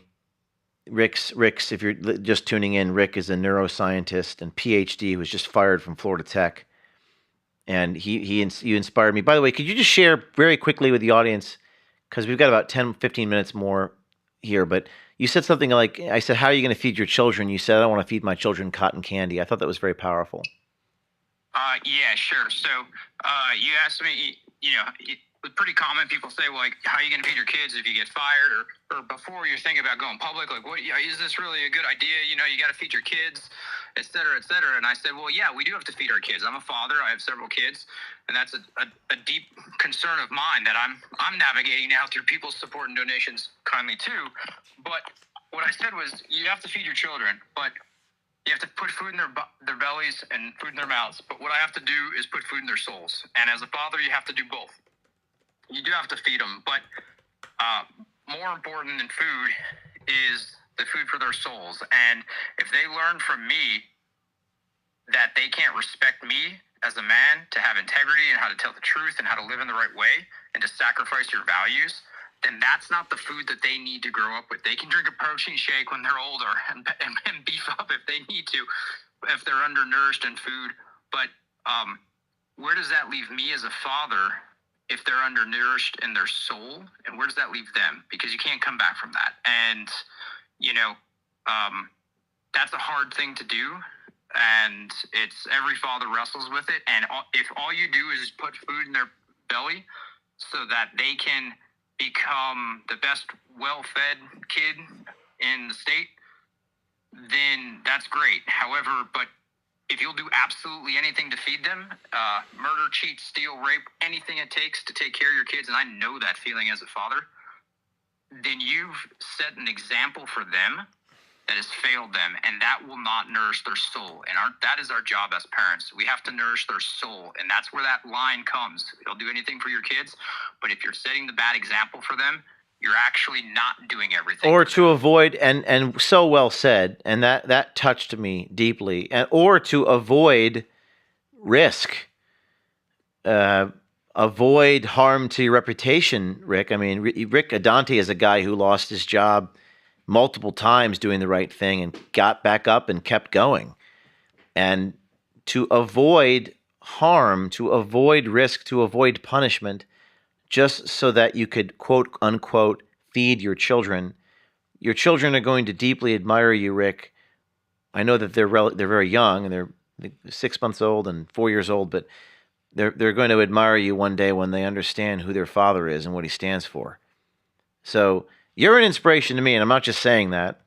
I mean that deeply and sincerely. And if you're just tuning in, we've been on for a long time, everyone. We've been going for, 3 hours, raising funds for our deposition tomorrow and litigating on so that we don't have to settle. And we're going to have to wrap soon. But we do have another one of these guys who worked for me, I think John Bailey, and I'm going to have him on. So you can, I run from nothing and I hide from nothing, and I'm saying this because I want you guys to know who these people are, so that you don't have to hear it from me, and you can make your own minds up. You can make your own decisions about this. But I guess, John, can you hear me?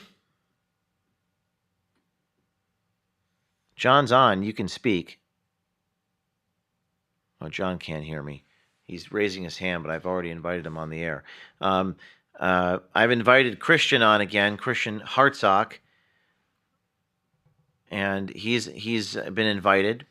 John, you can go ahead and speak if you can hear me. We're waiting for them to get on. Can you hear me? Hello. Well, we're still waiting for them. We've got about 10 more minutes, but donate to help us in our ongoing litigation efforts. I'm being deposed tomorrow in federal court, and I'd like... Go ahead. James, if I can add, like, the need to support you, there's nobody out there. There's a reason why people aren't competing with you with competing organizations. No one's doing what you're doing. And that's because it's hard. It's hard to do it, and it's hard to fund it. And you're doing both, and you do need their help. And I'm asking for people to help for you too, because it helps all of us. And the nation needs it. We wouldn't be where we are as a nation if you hadn't been doing what you're doing with the team that you have behind the scenes and in the shadows. Nobody is doing it. There's literally no competition. And without you guys doing that, and without that, you can't do it without the people's support. And you're doing it on behalf of the people. I don't think you've ever blown the whistle and told a story that helped out the elite rich guys. Like, the stories you break are helping the everyday people that, And we have Allison from L.A., John from Washington, Lydia from Minnesota, Sean from New York, Jackie from Tennessee, Mel from Texas, Thomas from Missouri, Dawn from Minnesota, Edwin from Arizona. Thank you for your support. I'm trying to get one or two more people on the air here, but I can't seem to do it. I tried. This is Michael Casey. Are you there, Michael? Can you hear me? I'm here. Thank you for having me up here.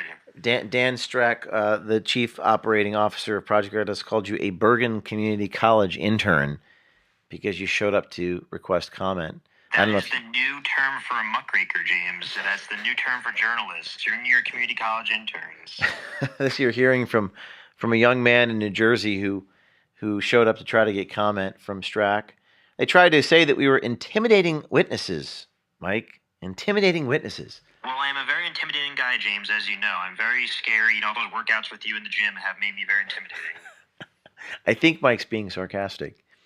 No, but it's crazy that he was very emotional throughout this entire Twitter space. He was very emotional. Yeah, what was your reaction to that? What was your take on that? Seemed like he was drunk and drinking a lot of alcohol tonight because he dodged the questions. He was took a lot of emotion. You stayed very calm and cool, which I give you a lot of credit for, James. In the face of evil, you remain calm. You don't lose your temper. You don't lose your focus. He was very emotional. He chose to come up here, but he lost his temper frequently, slurring his words as if he was on alcohol, drinking a lot of alcohol tonight, which is very disturbing. Yeah, I asked him about that, and he laughed, and he didn't answer the question. Which is a tell. And then you brought up how I would try to get a comment out of him, and he dodged that question too. I would have loved to hear why he was so intimidated by you and I just trying to get a comment, just a mere comment. Also, that you have an ego. It's like they always accuse you of that which they are guilty of. The ego of some of these people to try to go on it's just, and to blame shift and they all the things, the powers and principalities. We have Monica on the phone, a telephone from Jacksonville, Florida. Monica, are you there? Can you hear me, Monica? Oh, sorry, Monica, are you there? I am here. How are you doing? Thank you for the support, Monica. No, thank you for standing for the truth. And I hope that tomorrow you have a very good day and that you remain calm and that everything works fine for you. I promise to remain calm. I'm going to ask if I can live stream the depot because I think that'd be cool.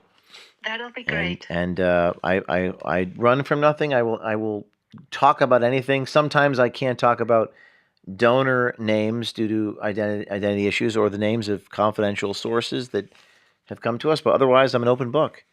So well, I just want to know, how do you do it? I mean, all that you have gone through. I mean, I remember that the FBI went to your house, and just keep up the strength and let us know how you do it.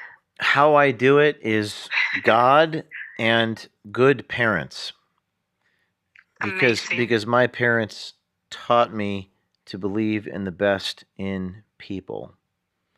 Now, there's a flip side of that coin. When you're raised to believe the best in people, sometimes you miss the worst in people. Yes. And yes, and there's some people that are very cunning.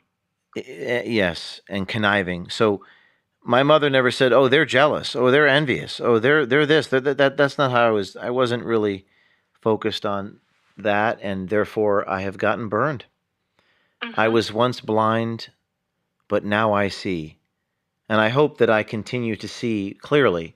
And I hope that all of you follow Monica's lead and donate to help defend us in court tomorrow. Yes, definitely, because when you win, the truth win, and that is good for everyone. Someone said the truth will have you stocking shelves or mowing lawns. That's what Rick Adante is doing. But Rick Adante, his conscience shines in his eyes like a clear mountain lake. And that matters more than all the gold and all the money, is doing the right thing. Thank you, Monica. Thank you so much, and I hope that everyone donates. And again, I wish you the best tomorrow. Thank you. God bless you, James. We have one. Hey, James, I got a lawnmower here. Hey, we're gonna. I'm coming up there to mow the lawn as soon as I get out of court. Okay, one more. Yeah, I can't even mow lawns because I'm in federal court. One more call. Cassandra, you there? Can you hear me? Yep. Okay. Sure can. You've got 2 minutes, and then I'm gonna sign off for the night. I'll give you the last word. Well, I just wanted to say, as somebody who did used to work for you, who doesn't think that you're just an asshole or hate you, that's not how a lot of people who used to work for you, even those of us who were let go by the company, I've talked to several of them, even just today. Yes. Go ahead. You there? Yes. I don't know. Did it? Yeah, I hear you. You're live. I was like, Continue. Yeah, I was saying that I had talked to several people who had all been let go by Project Veritas, none of which hate you. So this idea that everyone who's ever worked for you thinks you're an asshole is just factually inaccurate. Well, I appreciate that. I appreciate that. And I mean, what is your? I don't know if you listened to some of that from Dan and the others. What was your reaction? What are your thoughts? Dan, it was very erratic. The Bobby thing, as you know, you and I have had conversations. That cracked me up. I know that there are still board members who are trying to reach out to, or ex-board members, I don't know what their current status is, reaching out to former employees who are still trying to get people to flip on you. So.